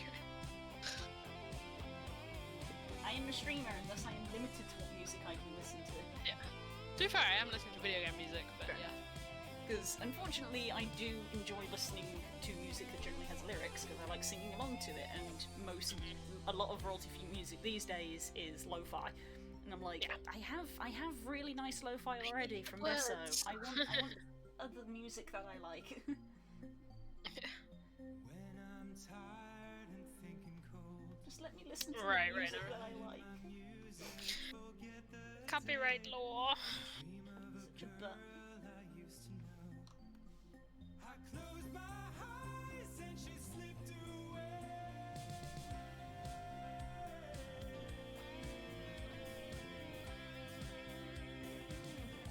She slipped away.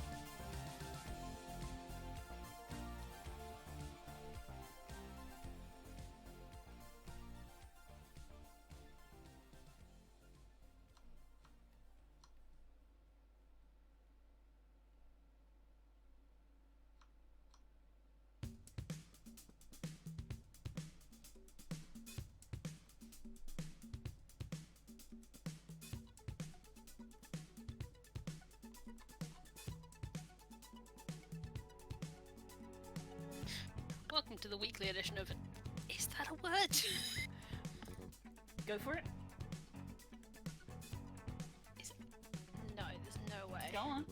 Go for it. Unthinkingly is not a word. No, I think it might be.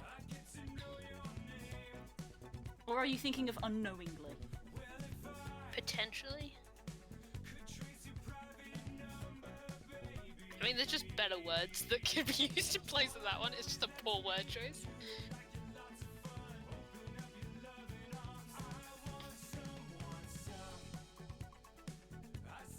Oh, you're using petuous like that's not much better. No, that means that's a different tone. They mean the same thing. Different tone. It's about tone.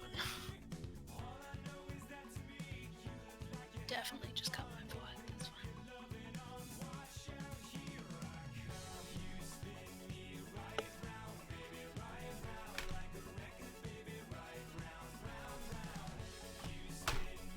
Okay. Okay. Many crashing noises, what just happened?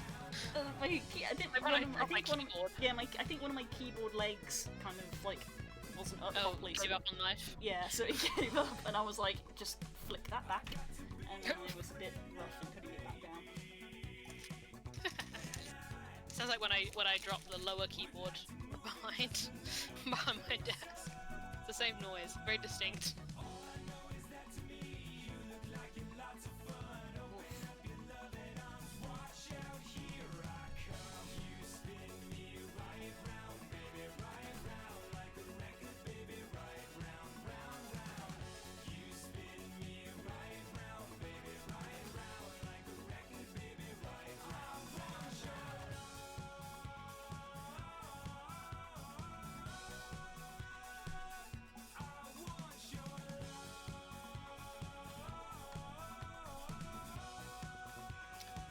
Exactly what maker's not gonna hit much.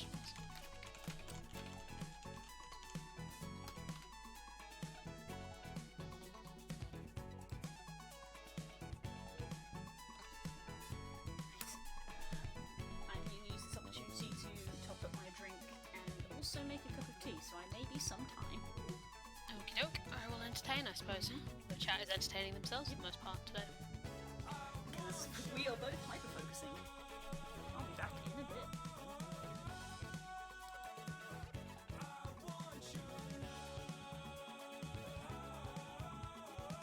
How's your art going, chat? I know a lot of you are actually arting today.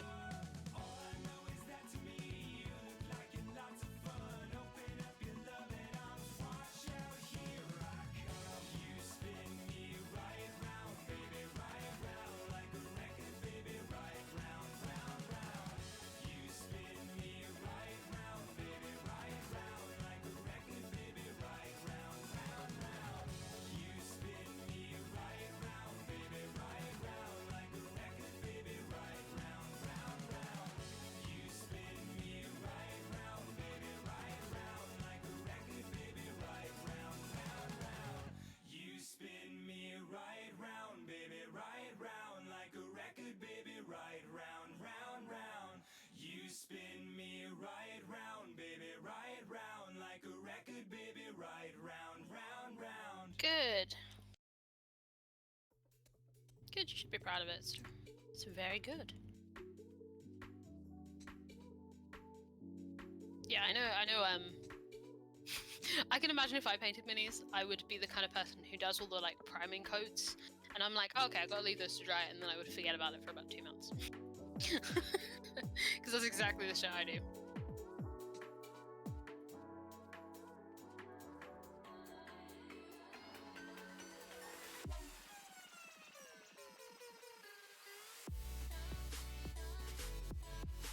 Yeah, it's pretty chill. You get a nice range of people who show up. Yeah, it makes sense. It's very low energy, low commitment, this kind of shit.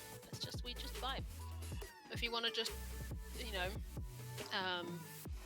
like just be about doing your own shit and listen to people talking, you can do it. If you want to vibe and chat, you can do it.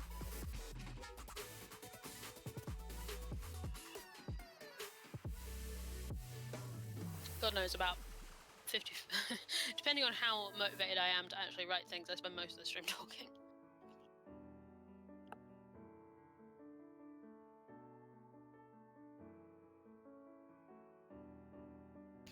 Definitely committed to this Werther's original before remembering that I have a mic. Probably not a good time to meet a Werther's.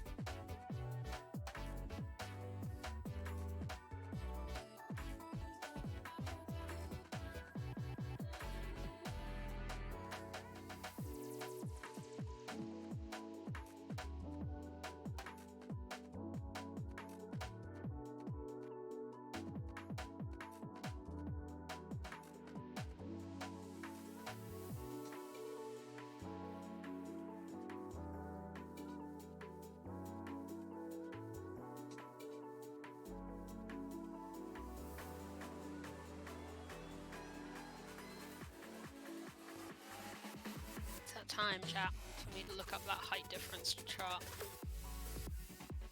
Height comparison.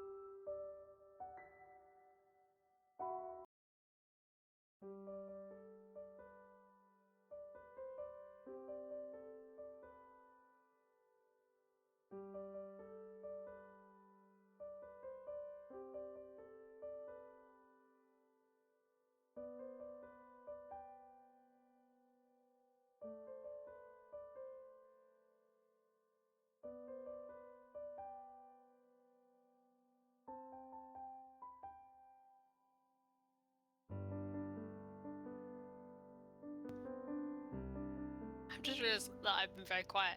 It's because the Chain by Fleetwood Mac came on, and it has one of those like beats where it's just like my brain is just like, ah, this is good focus music.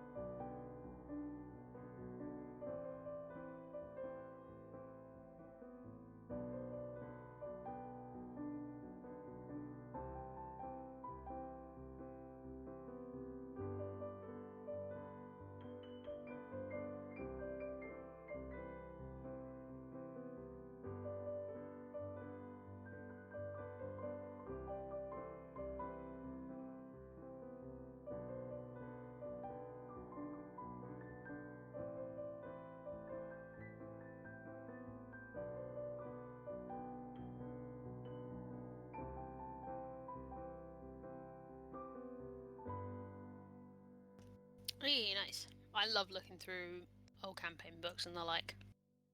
I love that feeling.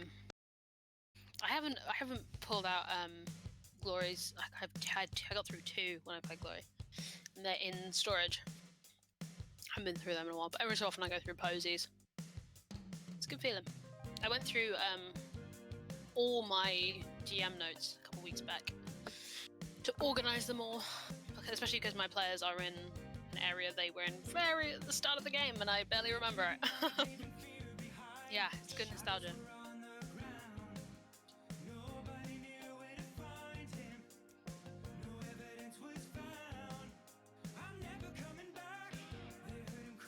I think I hear a blue.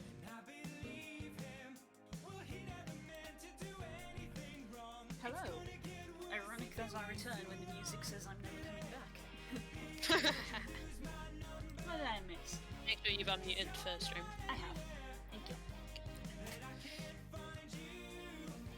Hello, Darth. He sure did. Correct. The very temple that you are near. Edlin on Cracklock. Next session is 105. Playing this game too damn long. Got a way to go yet, as long as you all don't die. which, you know, might happen.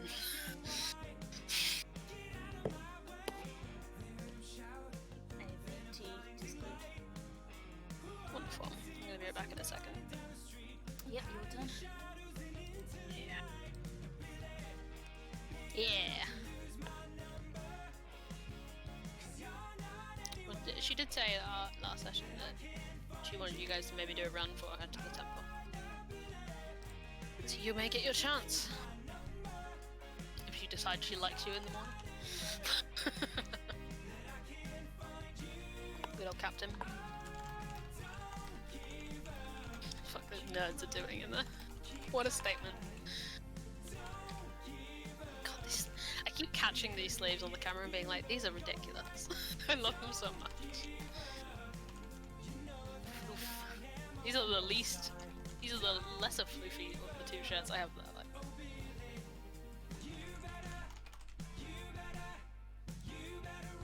Right, I'm gonna be right. Right, it's my turn now, Jeff. Chat's been lovely. Everyone's concentrating very hard on what they're doing. So Excellent, we love to see everyone. it. We very much encourage people to join in with the creativity. Work on things. Self-care creative sessions. To look after yourself. Get your brain thinking. Get the creative juices flowing.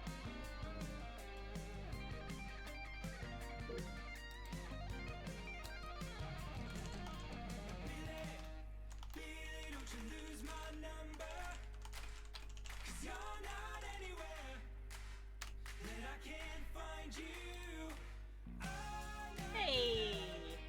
Look at that. Gorgeous map. Love it. Love to see it.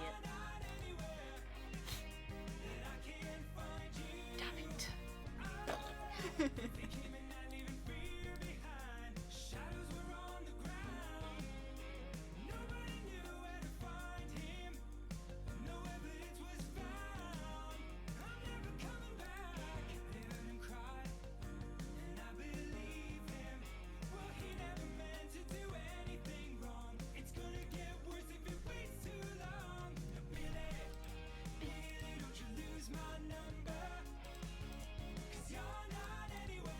Sure, I'll show it. Damn, look at that. Look how good that is. Fit it all in.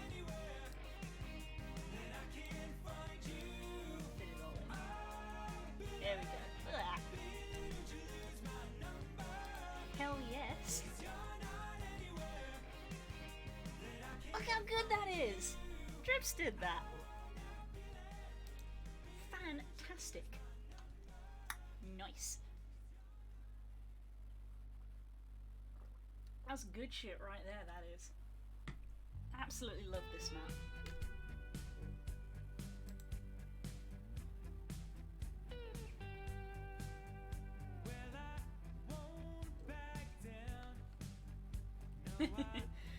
You don't need to cause chaos, there's enough chaos going on already, thanks to us.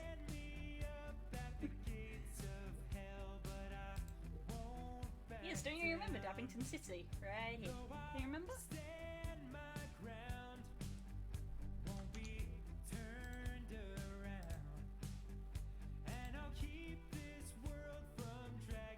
this is the infamous, we'll just do a one-shot, and then Trips gets a taste for being a DM and decides to make it a campaign.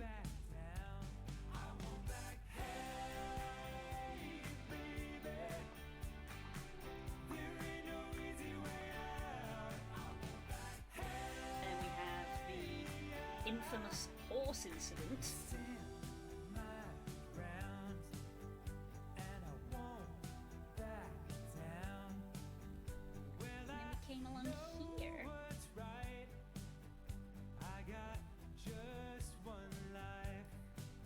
Where we had werewolf fun. Yup. I'm too quick, Trips, I'm too quick. We came along here and had much werewolf fun. And we went down here.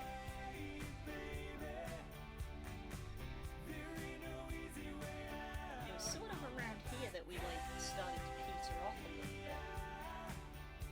little bit. I'd have to check my book for the exact notes because it's a long time, but that's just from memory.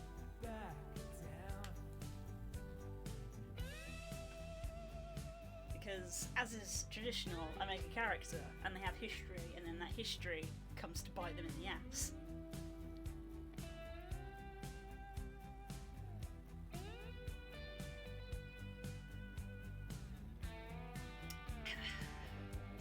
Trips. Yeah,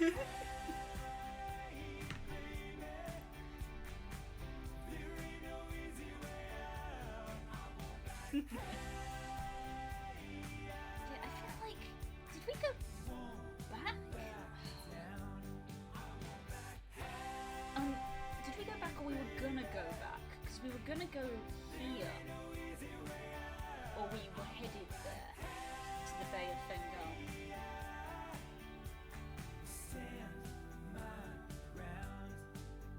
Like we were on the way here maybe.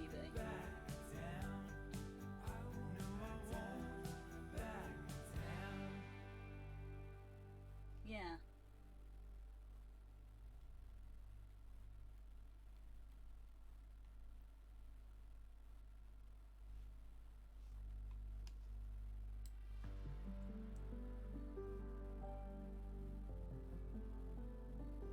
Good times. Went through the forest? It's been so... I'll have it written down. You saw the amount of notes that I took. It's just been so long. How long has it been now? It's been a few years.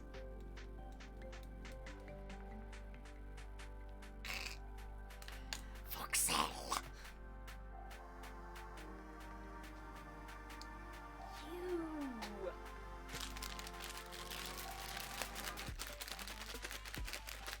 Look, Kells isn't here to confirm. If she were, she would confirm that I can't help but make characters with an antagonist tied to them. And if I don't make them with an antagonist, they obtain an antagonist. Das.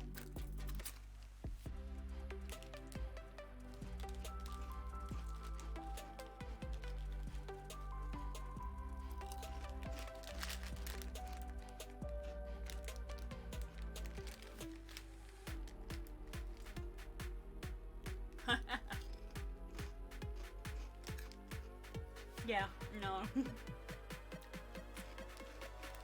I'm afraid that seeing what happened in your campaign has just made me fearful of putting a deck of many things in my game, so I probably would never do it now.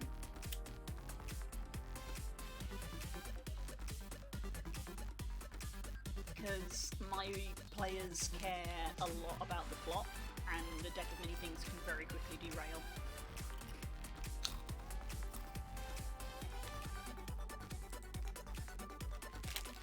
Yeah, you did it fine because yours had canonically had cards already removed.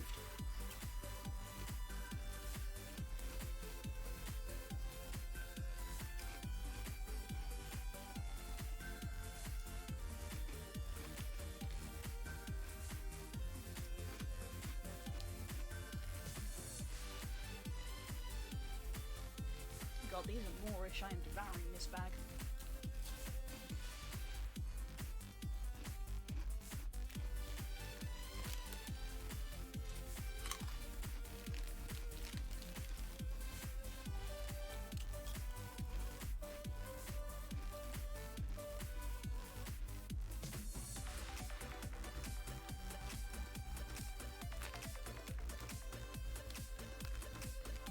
honestly, that was just such a happy coincidence of Patter's character gets their soul ripped out of them, and then immediately we draw the knight card and we go, it's cool, Patters can just play the knight.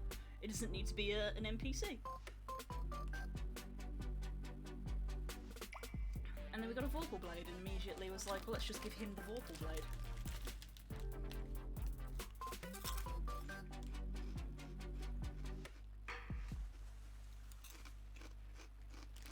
Sabatoshi!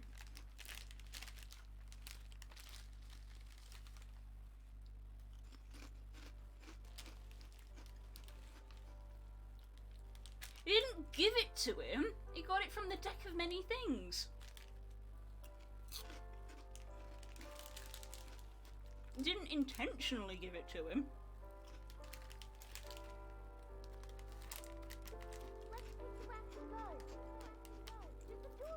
That bag did not last long.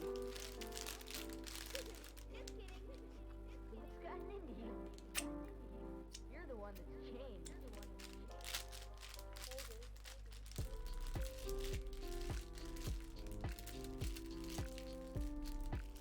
And I had a 1v1 with death and won because I was a bear. Because D&D. Because a druid fighter is a nasty combo.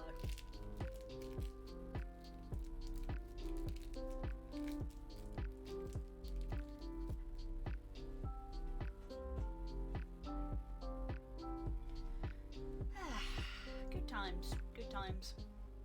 Armida. On the list. There she is.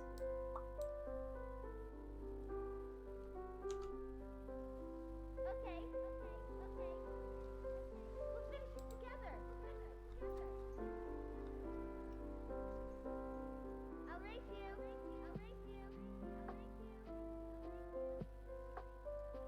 Share with the class, Nas. Share with the class.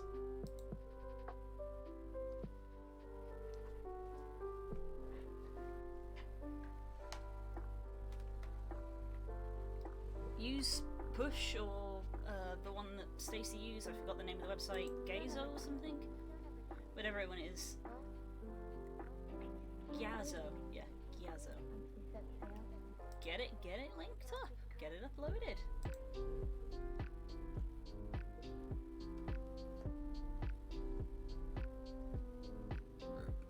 Oh, excuse me. Pardon me. Hello, Cole.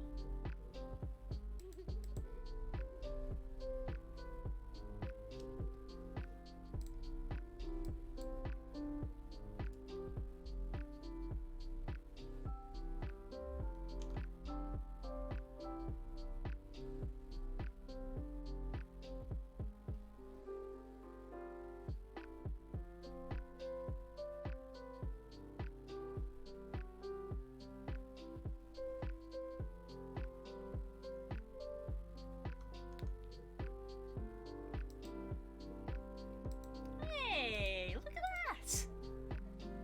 Well done! That's turned out great, Daz. You should be real proud of that.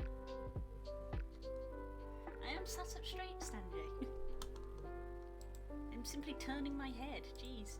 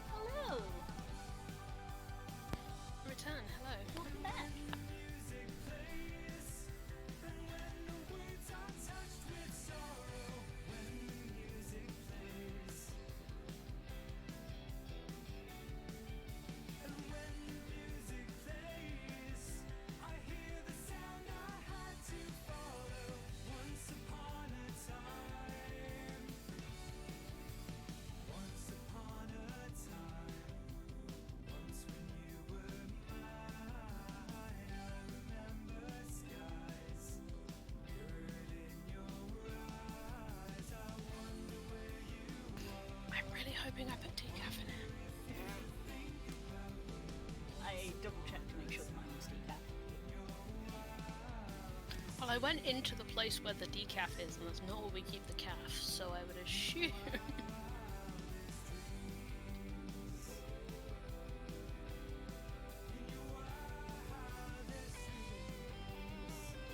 That did not last long enough. I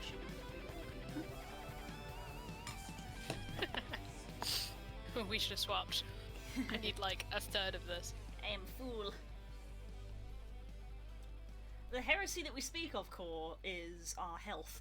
Oh, it's the fact that I'm an insomniac already. I don't need the caffeine to stay up that late. Yeah, I switched to decaf after 6.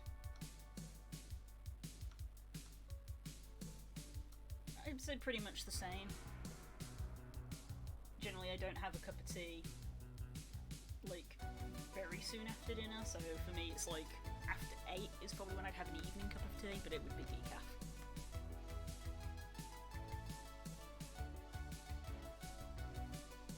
To the point that when we go to shows, like Coxcon and stuff, I bring decaf tea bags with me so that I can have a cup of tea after the show, but I go the fuck to bed because I'm tired. Yeah. Yeah. That's the only time, because tea doesn't do anything to me anymore. Fair. When I'm at hotels, the only time I drink tea is like when I come back and I'm still like on that high. Yeah. I'm like, I need to go to bed. Yeah, I don't need caffeine because I have adrenaline. Yeah. Shows was a bad comparison because I don't sleep at shows, let's be real. No, me neither. No one sleeps. No one sleeps at a show. convention weekends. Yes, girls, look at this map on the stream. Oh yeah, I did see it as I went past, but I didn't see it in depth.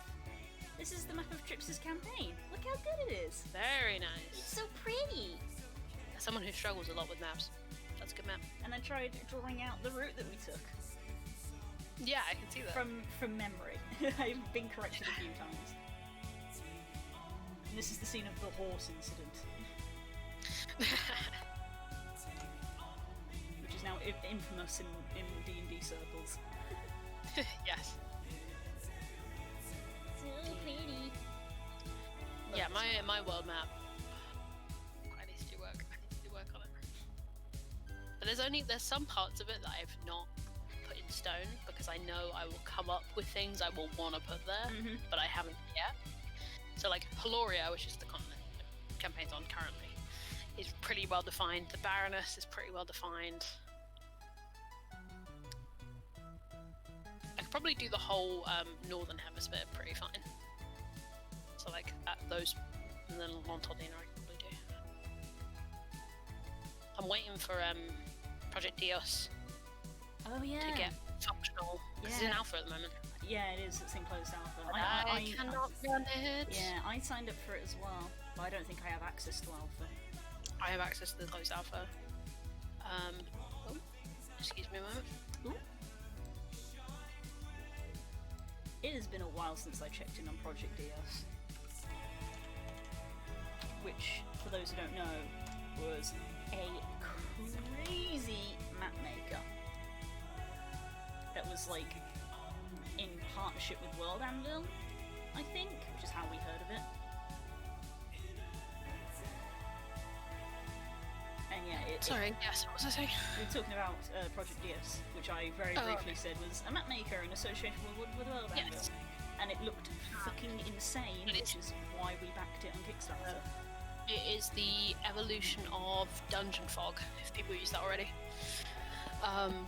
Yes, I have access to the alpha, unfortunately, for a reason literally me and all the devs sitting down together and trying to work out.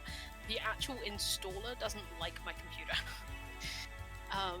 The Interesting. installer software that they use doesn't like my laptop. We don't know why. So I'm letting That's it go through a couple baffling. routes of alpha. See if it helps as it kind of develops. Oh, we got an update from Kay. Hey! Look at that. Look at them! Damn boys! Nice. The lads. But yeah. When I get in there, when I get into Project Dios, the first thing I'm going to do is Haloria. I'm just going to completely redo and actually have like the biomes and shit on it. Hell yes. because then I think Haloria will make a lot more sense to you guys. I get so lost. Well, now I'm obligated to see if I can open up mine. Days pass. And this Yeah, I'm not messing around with Dios right now. To be honest, I could probably try and load it on something else and be fine, but when I want to This is as far as I got with my map. And I will say that this is one continent that has been done here. It is the continent that they are on, hence why it has the most detail. yes. So the hex grid is there because I was literally using that to work out how far they were travelling. One hex is a day's travel. Better than what I do, which is just... I have a rough idea. 1 day is a hex one hex is a day's travel. I was about to say 1 day is a hex travel. 1 hex is a day's travel. That faint outline that you can see is roughly where they have travelled. If I zoom in, the stars are capital cities. We have the elven one down here. This is the dwarven one. This moon straight is the Crescent Mountains. Mountain range. The town there, river, town there. That is the starting town. It's a little tiny place in the middle of the entire continent where they started. That's a slightly larger city slash keep. Another town. That's a big forest. Where it's like, it's technically quicker to go through the forest, but it's full of dangerous shit. So, went round the outside, went to another town, got to a capital city. Yeah, as Blue is well aware, I have multiple maps. I have like the world map, which is all just vague shapes of continents and countries. I have the Rustinglands map, which is the country where they are at, which is a bit more. I have the Haloria map, which is a bit more done, and then the Rustinglands map, which is much more done. And then I also have different versions of that. So I have versions of that with all the tiny villages on it, in case they need that. I have the version with all the it's the version of the map that they got from the rebels that has the like who owns what territory at the it's the moment territory in the map. civil war that's going on. This is the only real map I have, But they're all versions of the same map. and as you can tell from the fact that this is a Photoshop file that I've opened up, I drew this by hand, rather than using any sort of map program. I wish I could tell you the amount of iterations that map has been through. The Rustinglands map, I have the physical of it somewhere. I made when I was like 12, and then I at some point took a photo of it. That's then I've traced and then put all the stuff manually back on, like drawing it with a mouse, and then I've then taken it into a variety of map software. I think Incarnate was the one I used last to get the terrain on there and the rivers and have it actually look a little bit like a map. But it doesn't have a lot of like biome stuff, and the way it does forests is a real pain in the ass. So like the oak heart looks really small on that map. It's huge, but I just didn't want to place every individual tree. Yeah, So I was like, in this kind of area. yeah, because Project Dios it made it in the video. It looked like Has it was brushes, basically like a brush, and it was just like, here's a forest. It's a brush with variants, so it's not like the same fucking tree. They thought about that. So this is the sketch of the map, as you can see that I scanned in from a sketchbook, which very blatantly shows my World of Warcraft influences to all of the World of Warcrafters here of having 4 landmasses with a thing in the centre. My Dragon Age is showing because I have continents that are way too big with countries that are way too big. They should not be that size. There should be more of them, and they should all be smaller. This thing in the centre should be a million times smaller, because the thing in the centre is not technically a landmass, it is a massive fucking crater. Because the lore of my world is that literally, my campaign is the dragon campaign, because I'm me. And I was like, fuck it, I'm making a dragon campaign, it's all about dragons. So the lore of the world is that Bahamut and Tiamat literally got summoned to the material plane, had a massive fight, and that thing in the centre is the crater where Bahamut flung Tiamat into the ground. And her body, quote unquote, is still there. So the entire centre is a no-go zone, because there's the body of a demon god dragon there. That's what that is. This is a genuine world map making tip based on this conversation. Come up with like 7 is the historical precedent, places that are like fucking crazy, or something crazy happened there, or like they're just weird as hell. Because it does so much for your enjoyment of the world and making it, Yeah. but also like you can do so. I could run a whole campaign based on a group of people being like, we've heard of this place and it sounds fucking ridiculous. Mhm. Let's do it. You know, like That's what players are like. do that. Do that for yourself, Yeah. DMs out there. I See- nearly just spilled coffee all over everything. Because the thing is that the whole concept of Tiamat's body being in this central continent is obviously a huge secret, because this happened, you know, thousands of years ago. So that's like Oh, yeah. that's like the biggest That's secret. the addendum to what I said. Make it more secret. Yeah. So that's the big secret that literally maybe 10 beings on the whole planet know. Literally, again, it's the dragon campaign. Those 10 beings are all dragons. 5 good ones, 5 bad ones.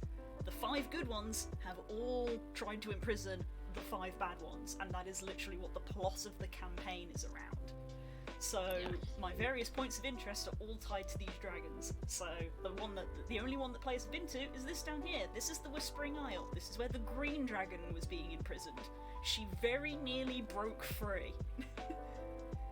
In doing so, the good dragon that was meant to be sort of sealing her in, the copper one, got killed. So now the world has one less of the major 5. There's 5 good, 5 bad. Now there's only 4 good. The green one is still imprisoned, but they've lost someone. And let me tell you, my players felt awful. They were like, we won, but we lost. And I was like, don't know what to tell you. You right. You're right, I don't know what to tell you. I felt so awful as well. Killing off the good dragon. But I love that feeling as a player. We've discussed our masochism pretty thoroughly on this here program, but I love that feeling of like, we did it, but what did it cost? I love it in any story, Yeah. not just as a player. But like, that's the good shit.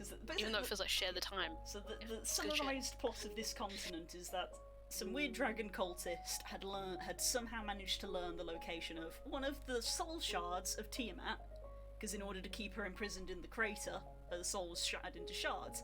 Someone found out that he could find one in the Feywild, hence the journey to the Feywild. He went and successfully got it. The players weren't able to stop him. He then came back to the material plane. The crystal drove him absolutely insane, transformed him into a weird crystal dragon hybrid, and drove him to go to the Whispering Isle to free the green dragon. So they were like, well, we have to try and stop him. So they went after him. And so then they were on the Whispering Isle where this dragon was imprisoned with this mystical soul shard of Tiamat, playing keep away with a green dragon. So to let them get away safely with this soul shard to be, sealed away again, the ancient copper dragon leapt in to save them, and in doing so, died. So they successfully sealed away the green dragon, they successfully got the shard back, and the shard has been sealed away again. But he died. And I felt awful, but at the same time... Chat agrees. The bittersweet stuff is the best. I felt awful, but at the same time I was like, it's what would happen. I did the calculations, I did the math. I've done the math. I did the math. I was like, he was literally the oldest of the 5. his Yeah. age was against him. I love. I don't love it at the time, but in hindsight, I love moments as a DM when you're like doing prep or not even sometimes in the moment, but usually between sessions you're like a character almost intercepts you and is like, this is what I would do, and you're like, I don't want you to do that, but yeah, I guess. Oh god. There was a moment when I was doing my planning, when I was sort of seeing where it was going, where I was like, they're going to the Whispering Isle, this is going to happen, and this is going to happen, and I looked at it and I thought, those two dragons are going to fight. I was like, that's what's going to happen. And I looked at the pair of them and I was like, he can't win. In a head-to-head fight, he can't win. And I was sat there and I was like, if this happens, it could go in his favour. If this happens, it could go in his favour. The players could help him. But I was like, the odds are just really against him. And I said to them, they were like, was there any way we could have saved him? And I was like, it could have happened, but it was That's always the really- difficult thing to answer is like, yeah, maybe if you'd found some super weapon and thought to give it to them, but like, would you? No, it's The like, chances of that it's happening. D&D, so I was like, there's Yeah. always a chance. But I had to acknowledge it. I was like, But it was but so it was small. really unlikely. It was very unlikely. I felt so bad, but I was like, Yeah. it had to be. But and also from a narrative sense, it's like It I felt really, really bad, but I worked, was yeah. it felt really bad, but I was like, in a narrative sense, it was like, I need this villain to kill someone yeah. to point out how strong they are, and I was like, there's literally nobody more important that they could kill. Yeah. You did it. You did the narrative. And that was one continent. I've got 5 of these bitches. Okay, I need you to know I nearly did the exact same thing about 2 seconds ago while you were AFK on stream. So But yeah, no, it's crazy how much, like, I think about it a lot in Oka. You guys have been, what, between 3 cities? yeah, Like, you've been here, and the whole country is about this big, and the whole continent is massive. Like, a lot can happen in not very much. yeah, that's just one continent. So all the dragons are paired off onto these continents. That's the overarching plot. So green and copper Yeah. down here, obviously silver and white up in the north in the ice continent. It's bronze and black down here in Minotfall in the swamp place, and then Vetra is the desert region, which is blue and brass. And then the centre ring, where obviously the body of Tiamat is red and gold. who red is one of the ones that isn't imprisoned, they're just in permanent warfare with the gold. That's sick. Yeah. Too strong to be trapped, but not strong enough to beat the gold and get to the centre, so the pair of them are just in permanent warfare.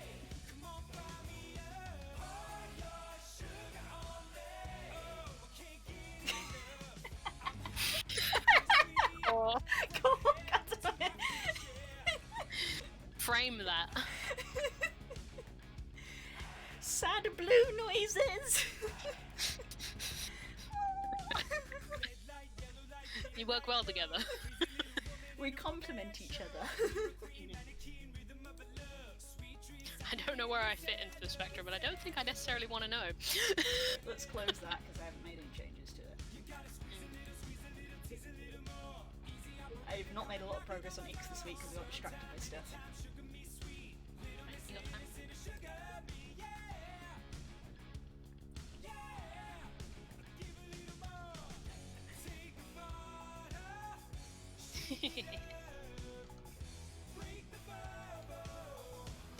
Deaths and losses are not necessarily what makes shit sad, and you know that better than anyone.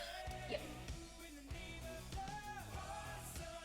But, yeah, it's so interesting to talk about because I've thought a lot about Imazias on the whole. But obviously, like, I came into this knowing you guys were a bunch of people who were not from the Rustinglands in the Rustinglands. Like, so it's not been. I've been trying really hard not to get too big picture because you guys just don't know where you are. Like, I can stay pretty local because you guys are like in character, unfamiliar for the most part Okay. with the environment in which you found yourselves. obviously, higher levels, you guys can go wherever the fuck you want, probably, if you don't die first. That's true. I'm sure you'll find goddamn ways. And then we can get to, like, my bigger picture stuff. And you and Das can go off and try and find my dragons. As I know you wish to. See, that doesn't mean it's a bad thing. It just shows that your players cared so much about the characters that they wanted I'm to not save saying them. it. They cared so much about the characters you're they being wanted to generous. save them. Like that's the difference. Is like my characters were only level 5. They didn't have access to the ability to resurrect people.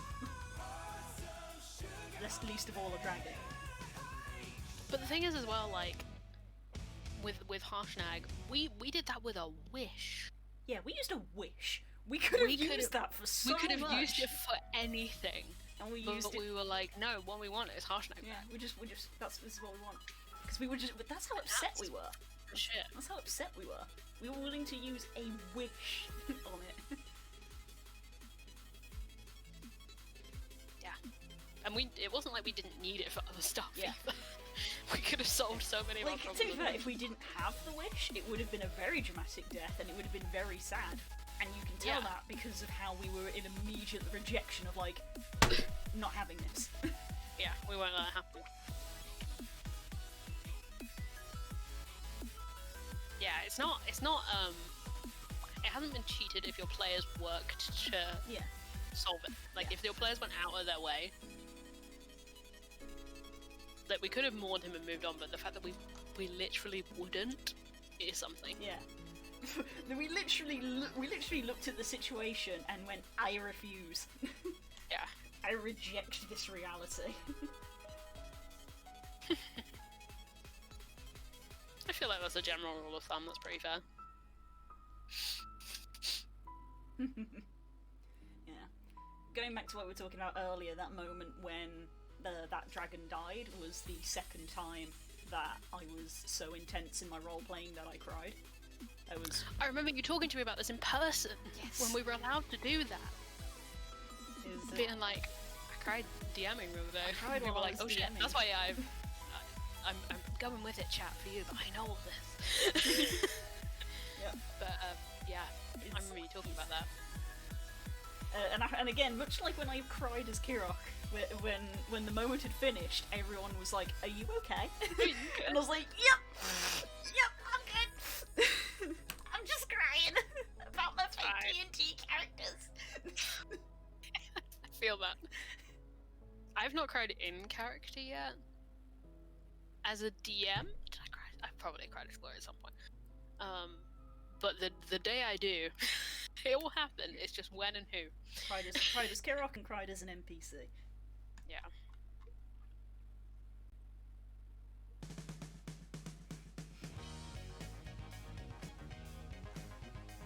I'm sure Posey will get me at some point. Posey's much more of a crier than Gloria is. Not a lot more, but more. It's a 0 to a to a slight.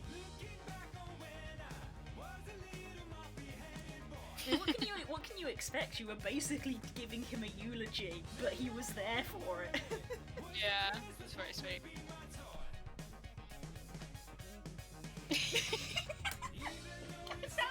Roasted. Stop calling me out. I have a lot of feelings, and I love my friends.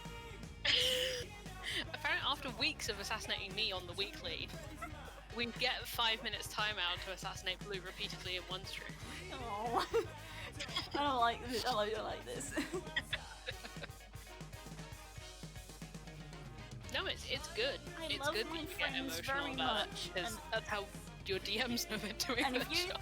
you think I'm not gonna cry when we get to meet up again properly, you are sorely mistaken, Oh good no, sir. I will weep. I'm going to sob. I will weep like a child. But no, like, that's how DMs know. Like, when I get a message from Kay at 4 o'clock in the morning saying, I can't stop thinking about blank, I know I've won. Like, when you get emotional about shit, I know I've won.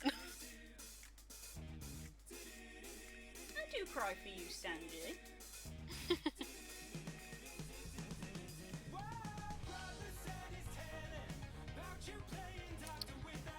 here and he's doing a health check. That one went crack. Ooh, fun. I'm a little frightened of stretching in this shirt because it's a little tight. I'm gonna hulk out of this thing like Bruce Banner.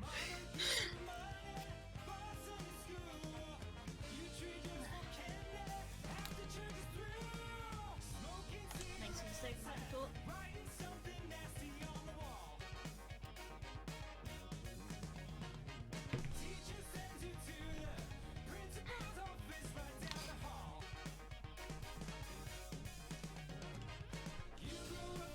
Yeah, I don't know.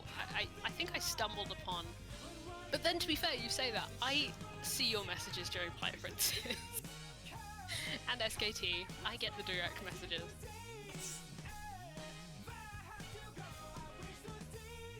But yeah, I don't know how I've stumbled upon the formula of things that drive Kay insane. But apparently I have. I think because Zal is just like the same kind of ingenious Yeah. and devious that you are. It's a mixture of devious puzzles and emotional tournament. Yeah. Welcome, you distilled my campaign after its core component.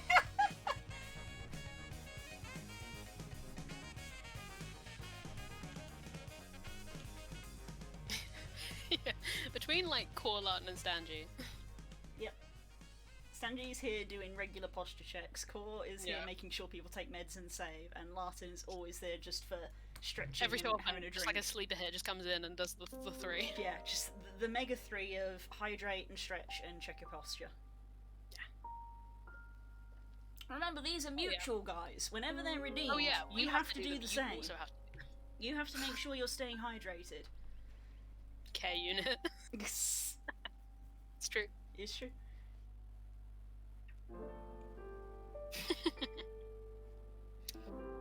Yeah, like I'm very lucky with you guys in Okart because you're all so in.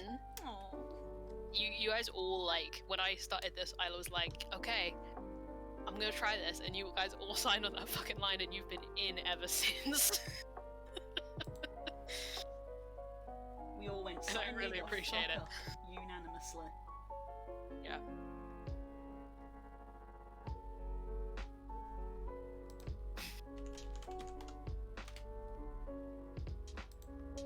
You guys all signed on that dotted line.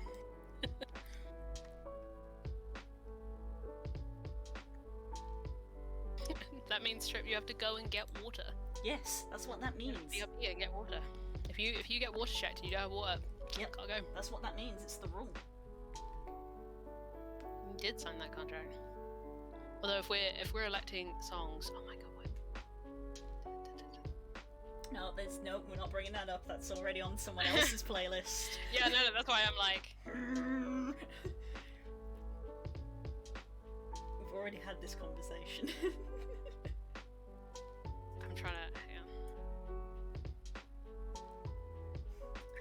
You know when you don't remember what the song is, so you just write out on a massive piece of the lyrics. What the fuck? That's not the song. Can't remember now. Cause you got that good writing. Thank you.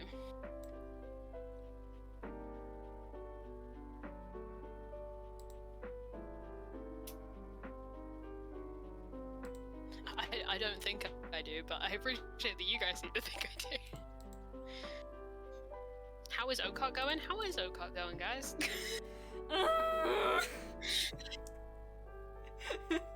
It sure is. Is it?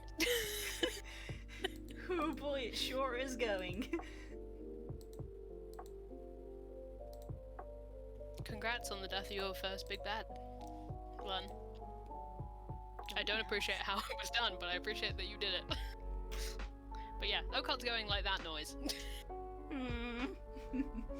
I'm having a great time. I'm getting to revisit as a DM my first city that I had in this game, but as like a zombie apocalypse wasteland. It's a little wild. I'm not happy with, like, Ix's chest. Coffee just came out my nose. I just look over a chat and there's just a bunch of all cat. That's how our cut's going. That's how our card is going at the moment. I'm not content with Ix's like chess piece, but I don't really know what Is it because to do. are you not happy with the design, how you have drawn it? Maybe Or- the design, because I could. My additional idea to go with was that they're meant to be sort of like plates of scale, almost. Yeah. Is what I see the that. idea was, but I don't know. It reminds me of a... Again, the problem of being a barbarian is like clothes are optional, but giving her none feels like being lazy. Go for the Dragon Age Kunari approach and just make it all out of rope. Oh, scream Oh, it time! begins! It's time for screaming because it's 10:30. I mean, this blacksmith are gonna have a fun couple days. I'm frightened of you and Nora and Amber being in the same place.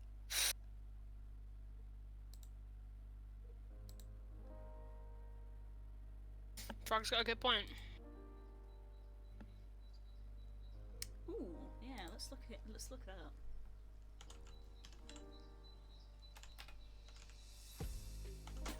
Why don't you say a little while? While we hold on to the thoughts we share. Love that guy. Let us watch the rain go by. I wish I had the Spyro art book, but I don't. I asked for it for Christmas, but I didn't get it. Because then I would just flip through it. The internet is here, so it's fine. Yeah. I know that feeling. God, I love this guy's artwork for Spyro. It's so good.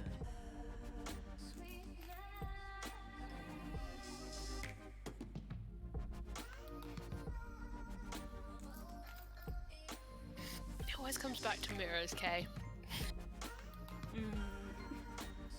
Just what? This is the third time mirrors has come up.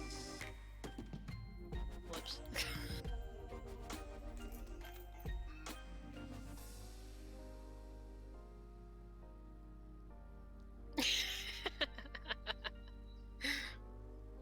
Plotting under my notice. Remember when we danced with pride? Didn't last long, you were out. Mirror and reflections, and now a Medusa. Yep. Scrolling through. That's how Okar's going. Oh, sorry. Scrolling through Cole's portfolio of Spyro art. Comes across money bags. Stares at camera.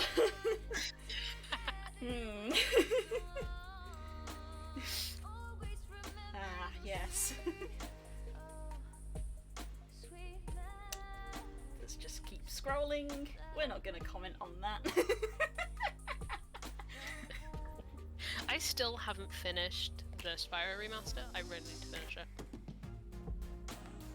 I don't even think. I think I finished the first one now. I trickle through it because it's at my mum and dad's. Yeah. 'Cause I always, whenever I see you online on PlayStation, I'm like, oh, you're at your parents. Yeah. Because, you know, they bought me Spyro on PlayStation. PlayStation belongs to my You brother. have it, yeah. I have moved out. Yeah. These PlayStation's right here. Yeah, I got through. Like some things never change. I got stuck on the first Spyro game, and so I walked away from it for a long time. I have 100% Spyro 1 and Spyro 2. Yes. Well, the thing is as well, I got it in my head that I needed to 100% Spyro. I apologise because you probably got that from me. No, I think it's a me thing now. I think I 100% at one game and now I can't get it out from under my skin. Because I had the same thing with the Oddworld remaster. I don't know if people play Oddworld here, but that game's fucking hard. It is hard. It's a hard game. It's a very, very hard game. I was never gonna 100% it. I have never 100% an Oddworld game. I've never... Yeah, I finished an Oddworld game.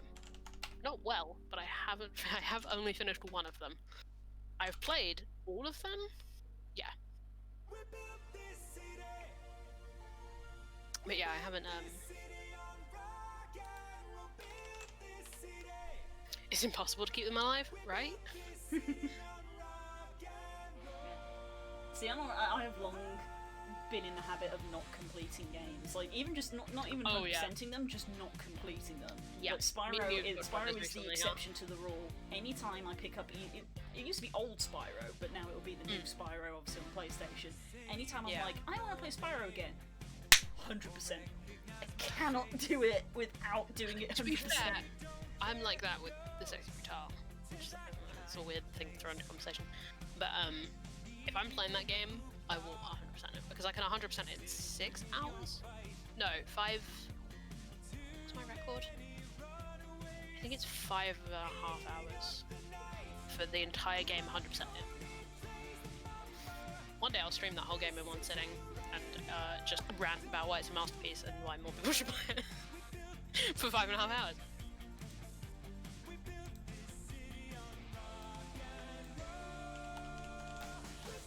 Yeah, Spyro's on the list, the massive list of games I started during my degree and didn't finish. Since I can only play it when I visit mum and dad, I suppose eventually I will either get it on Steam or on my Switch, since it is available on both. Eventually. But currently I'm enjoying sort of I'm enjoying it being something that I can do at my parents', because it is a big nostalgia for me, so having it at my parents' house where I grew up is also like a nice feeling. Yeah, well that's part of why I play it on PlayStation, because I played some of the first ones on PlayStation.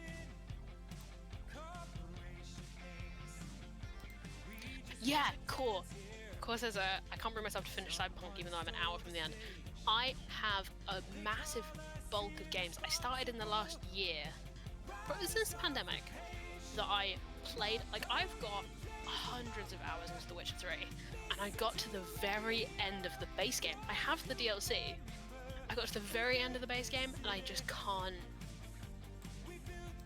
finish it. I stopped playing it and went and played something else, and now I can't go back to it because I'm like, I don't remember how to play it, so I feel like I'd have to restart it. But The Witcher is massive. One nice thing It's the about same. Breath of the Wild is that when you finish it, if you load up the save file again, it actually plonks you to right before the final boss. It doesn't save after the final boss, so Yeah. you can beat the game, but then decide, oh, I want to go complete it, and you Yeah. can just go back to where Just you go were. around and do it. Well, the thing is, The Witcher's the same. Like, if I finish the story of The Witcher 3, I can't. It's not like I have to stop playing The Witcher. I had it with The Witcher 3. Star Wars. What's the Star Wars game? Literally got it directly next to me. Someone in chat will say it before I can see it. Fallen Order. Yeah. I had it with Spiritfarer before I literally sat myself down and went, this is ridiculous. Spiritfarer is like 5 hours long. Just finished Spiritfarer, even though it's very sad. Although Spiritfarer just got announced for DLC, so... I'm trying to think. Elsinore. I played the shit out of Elsinore for like 2 weeks. I haven't finished it. I feel like I have more that are literally like on my... I mean, Darkest Dungeon is a classic, but we don't... Hades. I did nothing but play Hades for how long? Like... And then I lost my save file and now I won't touch it. So like... I have a bunch of games I'm really close to the end, but now I won't touch them. It's really weird. Yeah, I'm excused with Hades because that save file is fucking tragic. It's like, do I want to play the whole game again? Not really. Even though it's one of the best games I've played.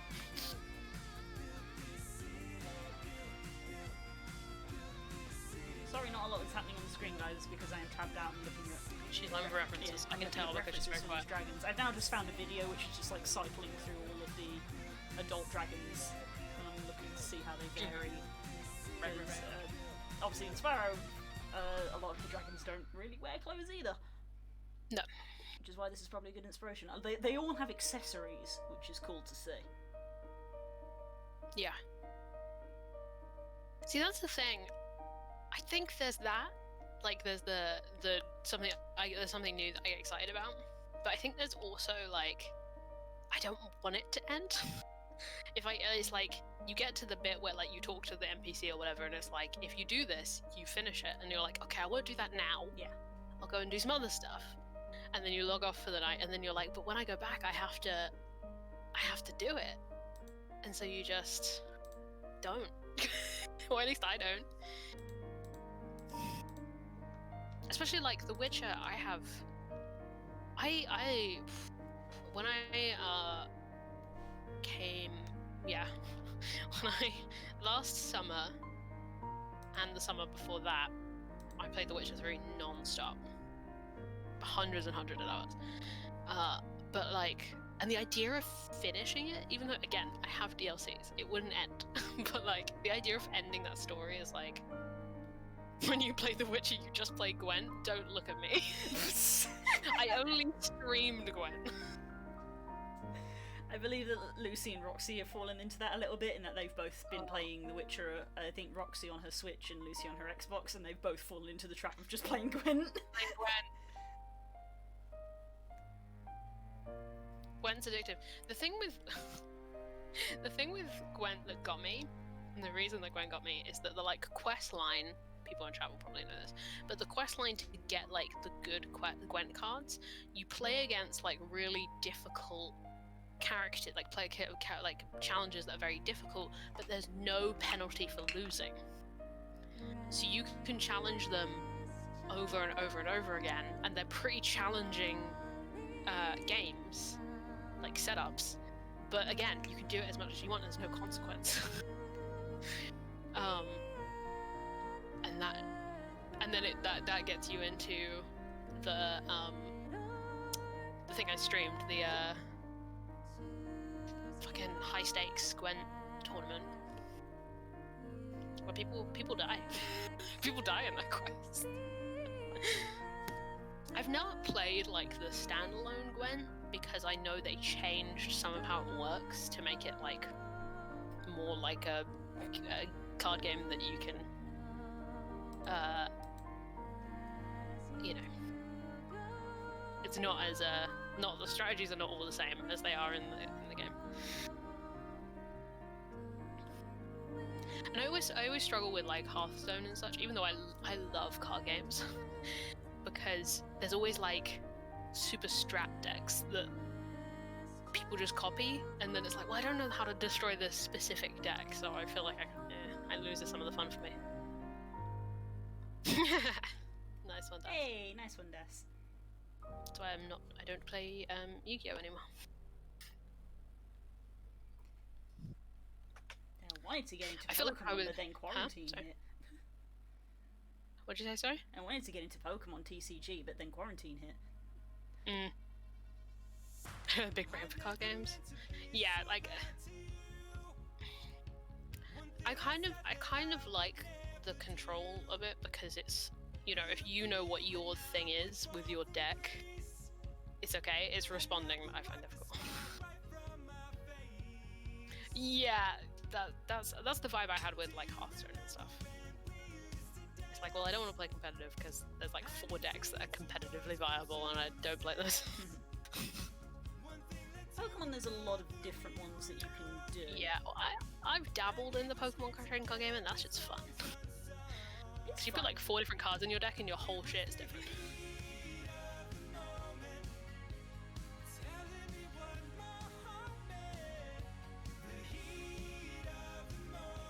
They're also very, Yeah. actually very up on getting people into the game, because anytime there is a world tournament, the moment that like they know who the winner is, they take their deck list and make their deck publicly available and sell them for just the price of a regular deck. Yes. So you can just go to the shop and immediately have a deck which is good to start with. Yeah. And then you can obviously edit it. Yeah, and customize it, make it so you're comfy with it. Yeah. So you can Yeah, literally one for one swap it and be like, oh, this has this Pokemon and this many energy and this many trainers. So if I just swap that Pokemon for this Pokemon, which I like more. Yeah, you already have the basis, yeah. Yeah, I remember I used to play Jesus. So yeah, this is chat. I kind of agree. I played a lot of Yu-Gi-Oh! Nightmare Troubadour, which was a single-player Yu-Gi-Oh! game, and I can't remember what the Yu-Gi-Oh! Game is at the moment, but like I play a lot of the single-player stuff.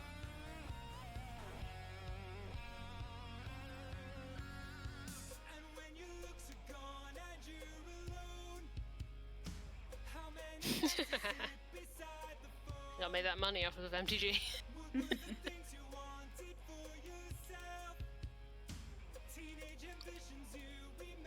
I wonder sometimes about where my Pokemon cards are.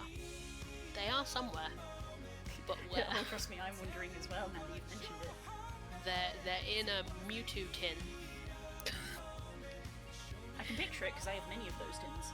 Yeah, there's one of them somewhere that has like a deck that I played with, Nice. and then all my base ones on the bottom. There are styles And then if I of find deck it, in I will bring Pokemon it to which- you and be like, whatever you don't have, take. I will gut your Pokemon card collection. I haven't touched them in 5-ish years. I went through like 2 years of like casually collecting, but like going out of my way to get them. Like I wasn't like hardcore because I didn't have enough money to be hardcore. Mm-hmm. But Well, that's I like how I've every been for time a I lot of was my in life. a store that sold them, I bought a bag. You know. That's how I was for a lot of my Um, life when I was a kid. I was like, I don't have Yeah. the money to be in this properly, but I want to buy them with Yeah. my pocket money. But now I'm an adult, I'm like, oh, I actually have a little bit of stuff and I can do this because I like to do it. And then the world exploded. Yeah. Yeah, it was only because my sister was into it, and I was like, well, if we're going into this, we're doing this together. It was the same. It was when Sun and Moon came out, or X and Y, one of them. Because we were just like in Pokemon at the time, so it was like we'll go back to cards because she still had all her cards from school. Oh wow. Because when I was in school, I was like we all had like my friends like traded Pokemon cards. We each had like a mission. Like we weren't like actually trying to get like rares or whatever. Like my thing was I just wanted all the 150, the original like old ones. That's what Spook Not like Spine is like. printed, but like I just wanted one of each of them. Yeah, that's what Spook Soulbinder is, which he showed to me once, and I literally jaw dropped at some of the ones he had in there. But he had literally assembled them like that. So he has like a base set Squirtle, a rocket set Wartortle, a second set Blastoise, but he has them all in Pokedex order. Oof. Whereas mine are all organised by sort of like card generation Yeah. because I've been You know things about it. I've been casual with it for like my entire life, so I've got you Yeah. know, obviously I've got the old Gen 1 cards, but then I've got like Yeah. some Ruby and Sapphire, some Diamond and Pearl, Black and White. See, my like original lot that I had at school, well, they disappeared, but I think I know where they went. But Vicky kept hers the whole way through, and then I started recollecting when Vicky got back into collecting. So her collection on the whole is bigger, but I have a little tin. I have too many I will of those laugh actually things. if I give it to you and there's anything like that you really need there, because yeah. I have too many of those tins because they sell them to have like promos and boost packs in them. So I now have more tins than I have cards I need to store in them. But I'm very opposed to throwing things away, so I Yeah. don't know what to do with them. I just have loads I mean, of these they're just Pokemon good tins. storage boxes. I never turn up my nose at a metal tin, as I know very well with Game Tea candles. Yeah, I have a stash of I those will as well. find a use. I have a stash of those as well. Oh my god! I will tell you.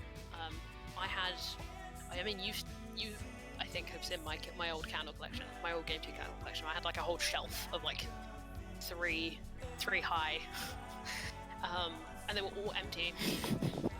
And when we moved, my mum was like, well, what do you want to do with all these empty tins? I was like, well, there's nothing in them.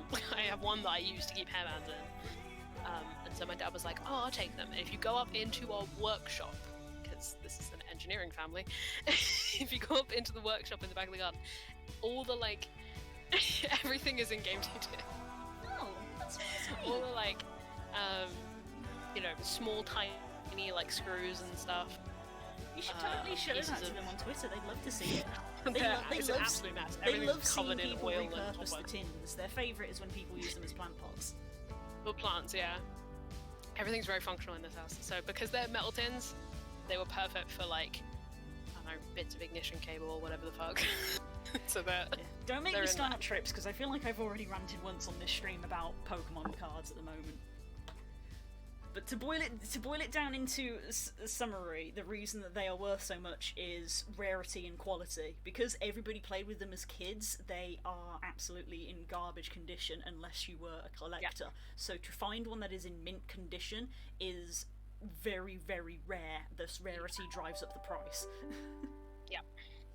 Because we've got some first edition Pokemon cards in our collections, but because me and Spook played with them when we were kids, they're all dogged on the corners, they've got creases, Yeah. they're not worth anything if they're like that. Yeah, I imagine mine aren't worth anything because I played the card game Yeah. with them. Some of them, Free, you know, and carried them in my bag. yeah, they got put in kids' bags, some of them went through washing machines, some got thrown away by people as they grew up because they were just like, oh, I don't play Pokemon anymore, so they got thrown away. So the number that are out there is very small, and the quality And is getting smaller. yeah, it's getting smaller because they're out of print. So yeah, Yeah. it's just hyper rarity. Rarity. Yeah, I can only imagine what was in my original collection. I remember I had a full set of a trio of the legendary birds holographic, Mm. and they all got stolen from me when I was at school. Yeah, school was rough with School Pokemon was cards. rough, yeah. Spook had all of his cards stolen as well. Like, I Yeah, was lucky, I had I- 3 stolen. He had his entire collection stolen, Yeah, and he had to rebuild it. so did I eventually, but I kind of got around it at school because it was pretty well known that I wasn't collecting legendaries. That I was literally looking for the original 150. I wasn't super interested in the legendary shiny life. I just needed like I don't know, like a Vulpix or something. Like, and because of that, no one was particularly interested in making my collection because. But also, very few people wanted to trade cards with me because I only had all the ones that I were worth trading. I really didn't want to get rid of. Yeah, I was always the same. I didn't trade much because anything that was worth trading I wanted to keep.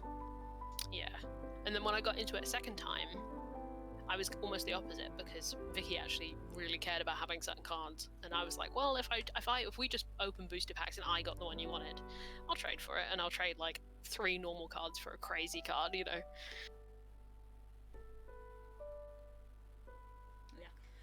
Yeah. Also, Pokemon TCG is in a boom at the moment, probably because of quarantine. Loads of people have People rediscovered like it. collecting shit. Yeah, because it's like, you know, they have all this extra income because they're not spending it on going out to places. And the Pokemon TCG is still going, and because of select YouTubers doing videos on it, it got rediscovered by a bunch of people being all nostalgic of like, oh, I remember this when I was a kid.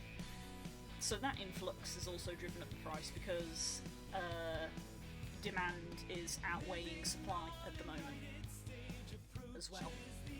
Like if you go, forget old cards. If you went to like a game store, a website, and tried to buy just some modern Pokemon cards, you probably could not. This is coming from Blue's personal experience. I want it on record. Yes, it is because I'm someone who wanted to play Pokemon cards genuinely, and now I can't buy any anywhere, and it's upsetting for me because I want to get some. Pat you. It's fine. Code When I card- find is it- mine the and I code card get from the to last be in booster your pack I presence. opened. Because every modern booster pack that you buy comes with a code for the digital game. Oh yeah, I do know that because I played quite a lot of it. So I have a little stack of some code cards from the last booster packs I opened for me to redeem. Hey, It's not even nerds. It's we the ruin it opposite. for ourselves. Yeah, it's not even that though. It's not actually the nerds. What annoys me is the people who are literally just doing it to make a quick buck. Yeah. People who that's actually rough. don't care about Yeah, the game. grifters are the real sinners there. There's a lot of that going on in the game at the moment. People who are just scooping up packs and selling them at high price because they're in demand. Always grifters. Yeah, bloody scalpers. Yeah. Anyway. This can go over here.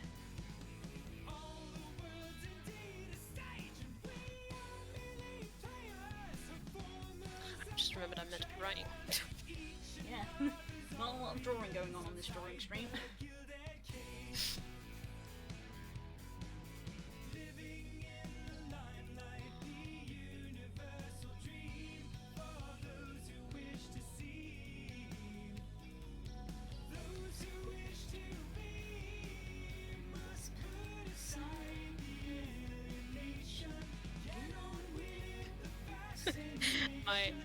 Spotify. Oh, it was yesterday. It's fine. I was like, is Daz listening to Edmund's playlist again? Get out of here! Get, I know, come on, it's get. It's from Ugh. yesterday. It's from yesterday. See you, Drips. Bye, Trips. It was lovely seeing you. Thank you for hanging out. Mwah.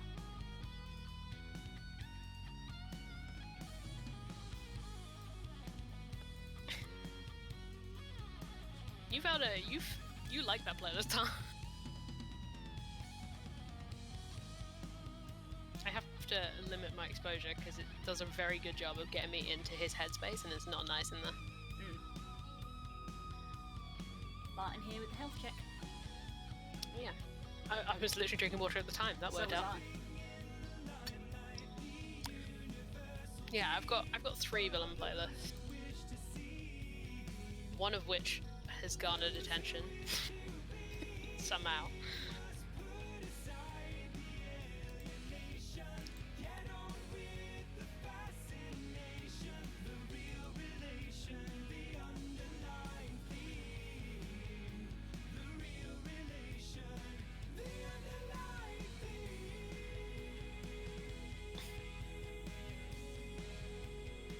I looked into the camera when I did it, Daz.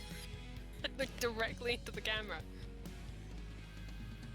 Yes, I know it was you, because I mentioned it on Twitter and you were immediately like, hello. It was I. Who could have done this? It was me! Deal. Deal.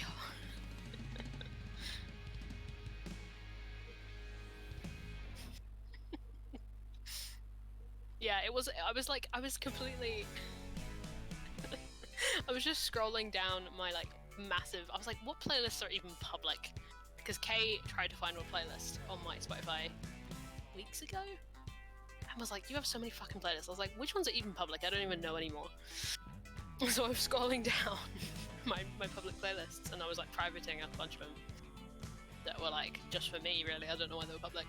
And I was like, wait, that playlist has 17 people. Who the fuck? When I saw your tweet, I looked at it and I was like, Das. I was like, Das. yeah. Das has done this. It's funny because next to it on my screen, it won't be on yours, but like is the other one, and it has 0, and I find that really funny. I assume that you share them in the art Discord, which I unfortunately have done what I always do with Discords, where I sign up and then do not interact. That's what I have done with that Discord. I'm in so many Discords that I don't talk in. Nice score. I also got a shiny Scyther from Jesse once. I think I shared it with you.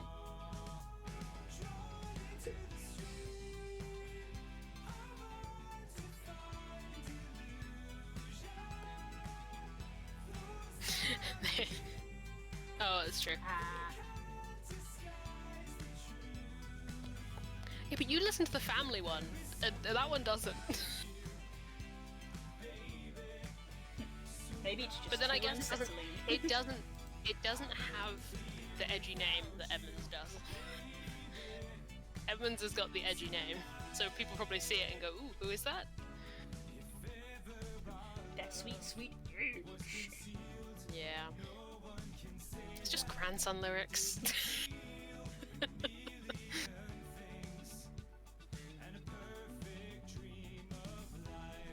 It's right. You don't want to meet him at all. Terrible man. That's just Blood Hunter, Das. We can't help that. We can't help what we are. It's just the class. I didn't make it. I just wanted to play a werewolf. Blame Matthew Mercer. If there was another viable to play a werewolf way to play the werewolf in D&D, I probably would.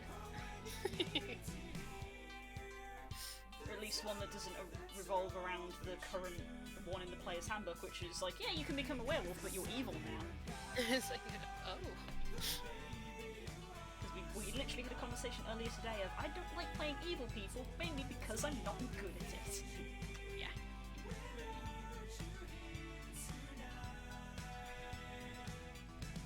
Can you be a were turtle?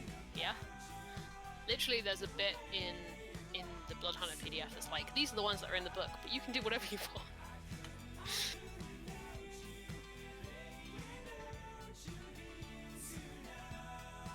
Blood Hunter dice, red and something. Red and something else. Yeah, But like, oh obviously. no, like a thing to put in it. There's loads of ways you could do that. Because I did make a dice set for Tala that is just solid red. I don't have it to hand, so I can't show you. But I did make one. Hey, Sammy! But like, do you mean like what kind of colors would you want, or like if you Actual were gonna things put to put objects in it? Yeah. Oh fuck! I'm gonna go listen to my Blood Hunter playlist now. Shit. It's the opposite vibe to what I'm writing, but I love my Blood Hunter playlist. I'm not ashamed of that shit. I was gonna make one for every class, but I don't have as solid on the vibes as I do.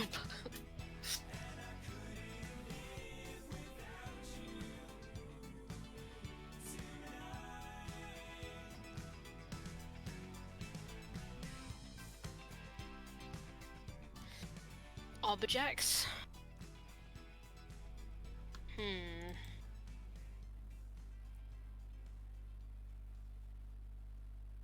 That's a tough one because the only thing I can think of is like, well, as I only think because Tala like is like stakes, like the ones you kill vampires with. Yeah, it depends on your version. Let me go grab the dice I made to show. Okay. Oh, see you, Des. See that's Back in 2 secs. I think they're on the shelf. yeah. I need to update those instrumental ones because they're a little out of date these days. But I'm gonna wait a little longer.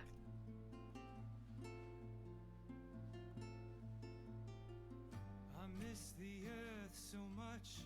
I miss my wife. It's lonely out in space. Hello. This is the part of the stream where I show you the dice that I have made because this is still technically creative stuff. Well, we get distracted again Yes. right at the end. Right, I just grabbed a handful, so I'll just say that pretty much none of these are sanded because sanding is my least favourite part of the process. I know that I have seen videos that people are basically fix sanding paper to pottery wheels to make a rudimentary sanding wheel, and I feel like I need one of those because that would make it a lot quicker and then my brain would be able to do it because sanding takes far too long for my brain to focus on it. This was the first set I ever made. I don't know if this is going to show very well on the camera or not.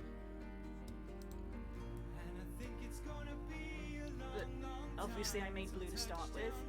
They have loads of air bubbles in them and loads of flaws, but I still like them regardless. And you can see with the D6 here, I did at least put some gold numbers on some of them. Yep. Almost lost that. So that was my first set that I ever made.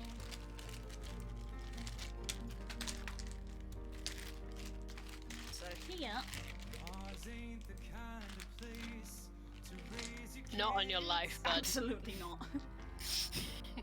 Been there too many times. Have fun. So this is my attempt at a Blood Hunter set in just this solid red, which is absolutely not focusing on the camera. Let's try and link it downwards. There we go. Yeah, you're gonna have to hold one individually and do like the makeup YouTuber. So it's hard to see on the camera, but there is a shimmer to these because of the pigment is a like glitter powder pigment. So I was going to do these with silver numbers for Tala. Again, they haven't been painted in numbers because I haven't sanded them. Because I hate sanding. But these ones are like serviceable, where like there's on some of them there's no holes, and on some of them there's like such minor holes that they probably wouldn't influence it too much, I don't think. Spooks a meanie because he says that if he ever runs a game, I'm not allowed to use any of the dice I've made. And I said why, and he said because I don't have a pressure pot or anything to remove the bubbles. And I'm like, well, if you look at the clear ones, you can see they don't have bubbles inside because the bubbles float to the top, so you can see on the surface whether they have bubbles or not. But he didn't accept that. But yeah, if you were gonna put stuff in, maybe like just like black particles. I don't know, or maybe like a shimmer. Yeah. Yeah. This was meant to be a set for Viri for Back of Beyond. If I hang on the camera down, it has better light. Problem with balance testing is they take a long time to do. This is meant to be sort of like tealy green with copper numbers is meant to be V reset. Hey. But again, Spook was like, no, you can't use them because they haven't gone through a pressure pot. And I'm like, why? There's no bubbles in them. So I don't know if you want to try something like this, Latin, if you want to put something in it. This is actually, I think, the last set I did, which is clear orange, as you can see when I hold it up to the camera, but it has had glitter in it, which has sunk to the bottom, which on this mould is the 6, so the 6 has glitter in it. I love it when D6s do that and all the stuff goes to the 6. Yeah. Well, I think pretty much all of my D6s have them, and they're beautiful. Yeah. I love my red ones with the gold glitter in, especially because the whole of the 6 size is gold.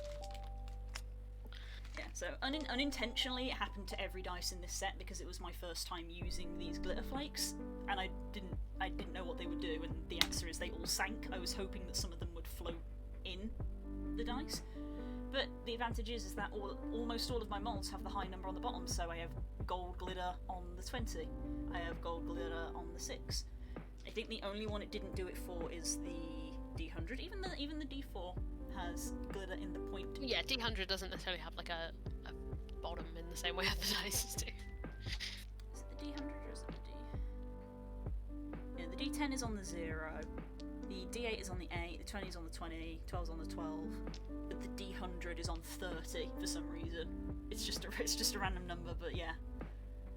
So you could do that, so you could get like, you could have clear red and then have like particles of glitter on one side, or you could have red particles and have another colour, depending on the character, I suppose. Yeah, you've if you're just doing ones for blood hunters in general, you've got a lot of movement because other than like violence, the only real thing is that most blood hunter subclasses are some form of specialist or alchemist. So you have a lot to work with. I would go with less of a symbol and more of a texture or a, you know what I mean. The paladin and the druid one sounds really cool though.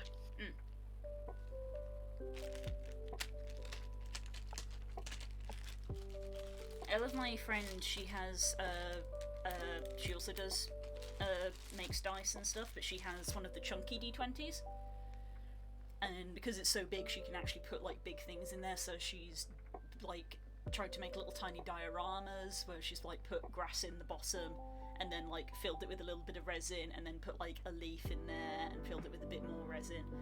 And she also did one the other day which looks super cute. She put a little chocobo figure in there. She made a chocobo D20. I was like, oh, it's so cute. Choco. So yeah, these are all of the dice sets that I have made. Some of them, like the blue one probably would not be functional because a lot of them have too many holes in, but some of them probably would be functional if I could be asked to sand the edges down, which I really cannot. I will go up into the workshop and sand them because I don't mind. Probably break them. Yeah, I don't know if using like a workshop sander is a good idea. Oh no, we don't have like a sanding saw. I would have to do it by hand, but I don't mind. Because as much as my family. See, this D20 has no bubbles in it, and it's relatively clear, so when I hold it up to the light I can see it doesn't have bubbles in it. It just needs the ridge from the mould sanded down. And that would be a usable D20. Yeah. I haven't made any dice in a long time. I said that last week. Yeah, that's true.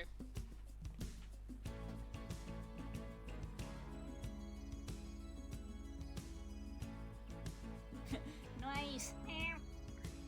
Nice crime. My... we want a cat update, but for my the rare edition of me cat. Yeah. Matilda has been in a mood. Oh. In that Matilda sometimes, and it's like cat zoomies, right? Like her eyes go really wide, and she gets like big mischievous, and that's when you have to be afraid because Matilda has no moral. She doesn't love anything or anyone apart from my nan.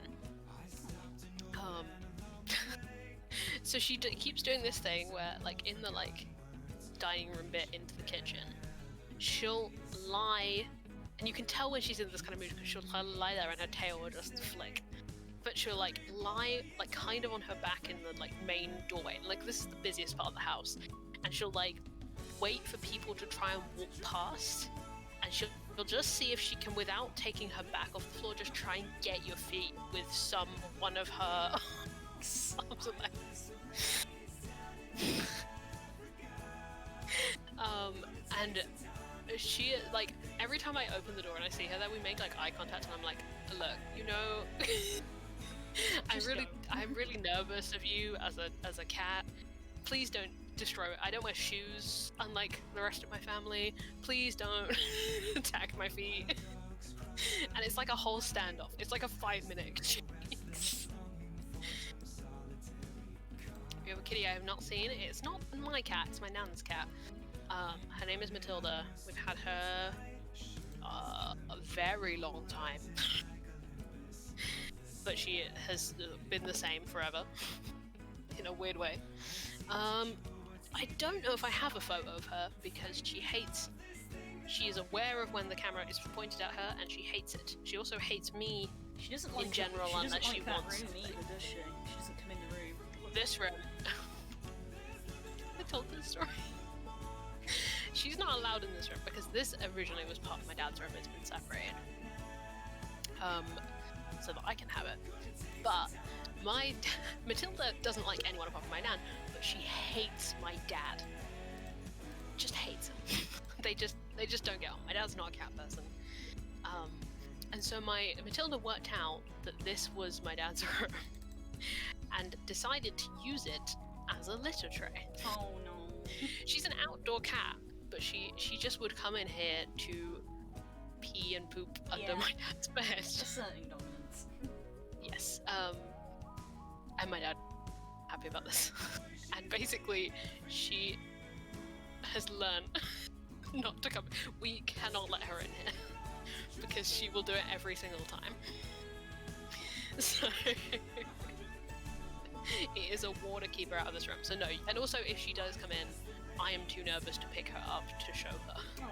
I am very nervous of cats, as many of you I am know. not afraid to pick up Sadie, and she knows this. That's why she goes. "Ah!" I don't think I have a good picture. Unfortunately, all the pictures I have of Matilda of her on our stairs, which are the same colour as her. Good picture. I might have to zoom in a bit. What? That's Matilda. That's Matilda. Cute bean. Look at She's that an baby. apricot-coloured cat. Yeah. Like a rare coloration. But yeah, my nan only gets cats from the shelter that seem like rats. Hello, Simon. That seem like assholes. She like specifically searches out like the cat that thinks it's better than everyone it's with. So that's Matilda. And then we have Phoebe, who is our dog, who is Sweet Baby. For people in chat who have not seen him before. Come on, camera. Oh. There she is. It's not focusing, but you get the idea. She is Sweet Baby, who sleeps on her piglet as if it was a pillow. But yeah, they're kind of a strange duo because they're like, if I was comparing them to our D&D characters, they have a similar dynamic to like. Oh fuck! I can't believe I've forgotten this character's name of yours. I'm so sorry. Which one? Marin, Lestrade. Sarah. Sarah, that's it. They have like a. And Matilda is the Marin. Oh. Phoebe is the Sarah. Phoebe doesn't quite know what's going on. She loves a lot. She likes to cling to people. Very sweet. And Matilda is low-key evil.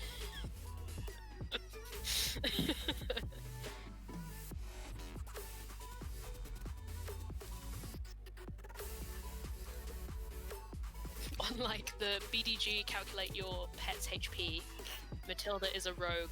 Phoebe is probably a cleric. Yeah. I can't remember what we worked out Sadie was. I know that one of my other cats was a cleric. I remember Rocky was a cleric, but I can't remember what Phoebe is.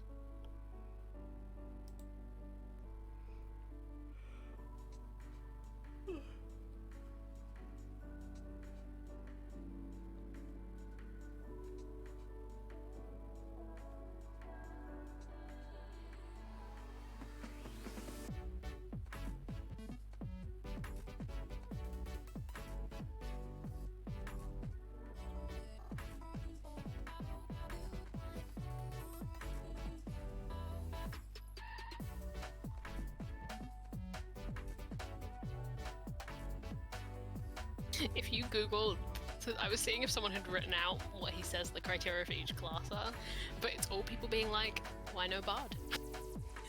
And I find that very funny. They're all bird people, I'm sure. Yeah, probably. Scream! Sadie could be a bard. Yeah. She's been drawn as a bard, you know this. I do know this, it's very, I think I literally have it on my phone, it's so good. It's fucking fantastic art. Love Max. Yeah. Much love. Oh god. Maybe I feel a little bit Remember the this just like Hmm? thing. Yeah. But I still don't know what's happening with this bit in the middle. Maybe just make it wide all the way to the top, maybe. If like that's the bit that's upsetting you. No, if anything, it's the bottom bit that's nagging at me. And then is it because they're not the same height? No, it's like, I don't know, maybe because to me, I guess maybe it's because it doesn't look like cloth. Like I envision it to be cloth, but it doesn't look like it. It just kind of looks like Is it looks like a tube, like a metal tube. Is that because it doesn't have tension? Like if it's tied in the back, it would be tighter. I guess. Maybe? I don't know. This is how I interact with my artist friends, chat. I throw stuff at them and see what they do with it. You're the rubber duck, you know this. Because sometimes it helps and sometimes it doesn't. I do. Do you remember the other day I was like, I found a meme that was so awful that I wish my eyes had not beheld it, and then I sent it to Nerowyn. The problem is to send it to Nerowyn, I had to save it to my phone. So now Oh. every time I open my camera library, I have to behold it again. Maybe if I lift this bit up so it's not as Hello? it's a bit of a bare belly. Look at this! Good job, Kay. I'm proud of you. Look at that! Look at this boy! Oh my god, look at him! So emo, my goodness. Oh my god, I've just realized the ears are on the head. Oh my god. I was like, where are the ears? they're on his head. So Can't be dealing with this. It's so Can't be good. dealing with this right now. Love it, I love it. But yes, Kay, I'm very proud of you for your growth.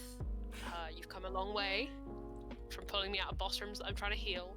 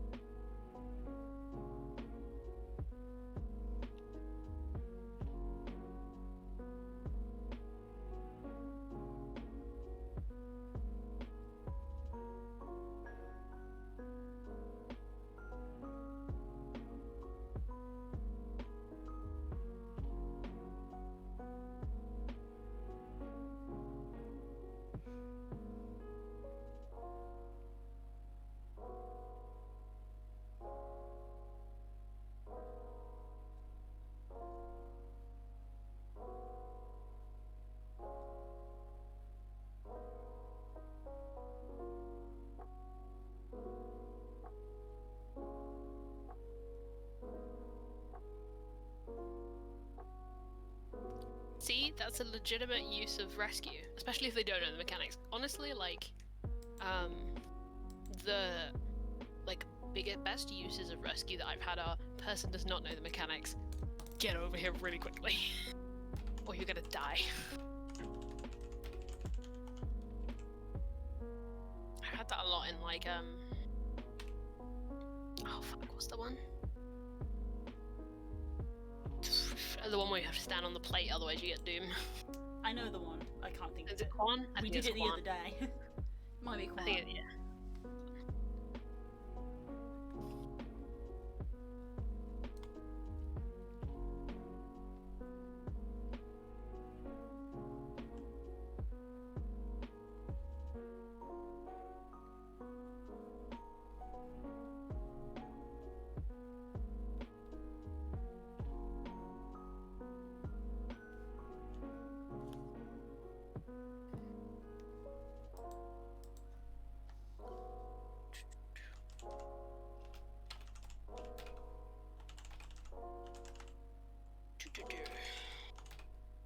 Yeah, my rescue on my like hotbar is just at the wrong end. I just need to. It's never in a place where I'm like, if I'm like doing Crystal Tower, not to spoil any mechanics. Especially if we end up doing it soon, TM. Yeah, there's a part in Crystal Tower you need to be in a certain place, and it's like, then I can be ready. But if I need to do it quickly, it's on the wrong end of the hotbar for me. Probably not the best place for what is essentially an emergency thing. No. I'm not in the like. I'm not quick enough on the draw in general to use rescue. Night Lantern. Good night. Little health check before we go. Yeah, we'll probably be off soon. Yeah, I might wrap up. I haven't really Yeah. spoken about what you've been working on tonight at all. And it will stay that way. Fair enough. That's fair. That's fair. It's just self-indulgent again. It's just like syrupy. There's nothing wrong self-indulgent with that. nonsense. There's nothing wrong with that. Some weeks I've just accepted, like, I've resisted it historically, but those are the weeks where I get nothing done. So I've just got to a point where if I want to write syrupy nonsense, I don't talk about it while I'm writing it, but I just write it. Because it makes me feel good. Instead of angles, let's go for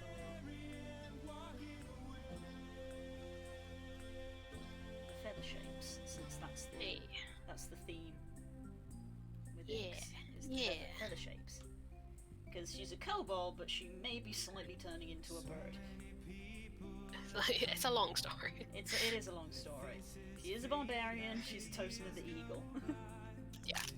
I think we talked about that last week. Maybe. You want to chat about? I think last week or the week before, one of the weeks Blue's been working on it. Oh, well, of course I had to. It's unavoidable if I'm working on Ix. Of course, I'm going to talk about what is happening with the character I'm drawing. Yeah, absolutely. I'm not critiquing you. On some of the ones, I've been tempted to just be like, "Hey, I have my list of OCs here. Even though I'm doing a drawing, I'll roll a dice and I'll tell you about one of them." But it's a bit late for that now. Ooh, dangerous. Yeah, everybody's sort of getting ready to go to Heading bed, up. so I think we're going to do the same. Yeah. I think we're going to call it here. Yeah. Your girl is sleepy. Thank you for the How long game? Nick Cole suggestion, Stacey, because I Helps love lots. I love his artwork so much, and I frequently forget to like look at stuff like that because that helped me with sort of like Ix's chess scales. And I think I like the chess piece a little more now. I think chess piece is the wrong word. Just this sort of neck accessory that she has. Yeah. It adds a little something more to than having a bare chest. Yeah. Because I was like, she could have a bare chest and it would be fine. Because, you know, she's a kobold, she has scales. Kobold, yeah. Yeah. But I fall into the trap a lot of just drawing characters and then never having clothes on them. Mhm. So it's just fine having the little pants and the sort of, I've forgotten the word, arm things. That'll probably be Greaves. it. No, not Greaves? greaves. Braces. Not braces because they're not on her forearm. Just these armbands because they're not made of metal. Yeah. She's a barbarian. There They're you made of hide. Yeah, there you go. Yeah. So she won't have much more than that. I keep saying she. No, they're a bird, Barb. Weren't you listening? They're just a normal kobold that just has the torso of a bear. No further explanation. Looks like that bear plushie from freaking IKEA. Chonk. You know the one. I do. Do you have that? I don't. I just haven't had that up. It's a valid question. It's plushie related. Okay, well, hopefully I don't backtrack on myself next week as I did this week, because... It might come at it with different eyes. but Yeah, we'll because see. that was what happened this week. I came back to it and I was like... I was trying to ignore it, I was like doing the feathers and doing the arms, but all the while I was like, I'm not happy with that chest. Mhm. And I'm avoiding it. It's a thing you can work on. This is design, remember? You're still in the design. Yeah, but I'm somewhat more happy with that now. Yeah. Yeah. So it was like, because I was like, I need to change it before I start committing to lines, because the line work literally. You're making a stops. pact with yourself when you're doing line work Yeah. to be like, I'm not changing this shit anymore. Yeah, exactly. So the line work, as you can see, literally stops as like, oh, I need to start You doing. get there and I you're need to like, start "Ah." doing the chest now, and I'm not happy with the chest. Mm. So hopefully that will be done. And we had a sneaky little dancer drop in as well in the sketch. Hey, Sneaky little dancer dropped in. we're good for next week, aren't we? I am in fact good for next week. Is it March next week? What? That's not allowed. Absolutely not. Time continues to pass. Time is fake. Time is fake. Alright. I don't think we came to a conclusion about Okart this week. I'm assuming it is on Thursday because I'll put a message out, but Okart preferably Thursday. which I'm means assuming if we want to do Crystal Tower tomorrow, I'm just saying. Yes, I'm good for Thursday. People worry about this. so am I. Okay, well, But we're gonna message head you. off then, guys. Thank you as Goodbye, always friends. for joining us for Creative Nuts, and we'll see you next week or next Tuesday. Yeah, thank you so many of you for joining us this week as well. Yeah, loads of people were here this week. Bye. Bye.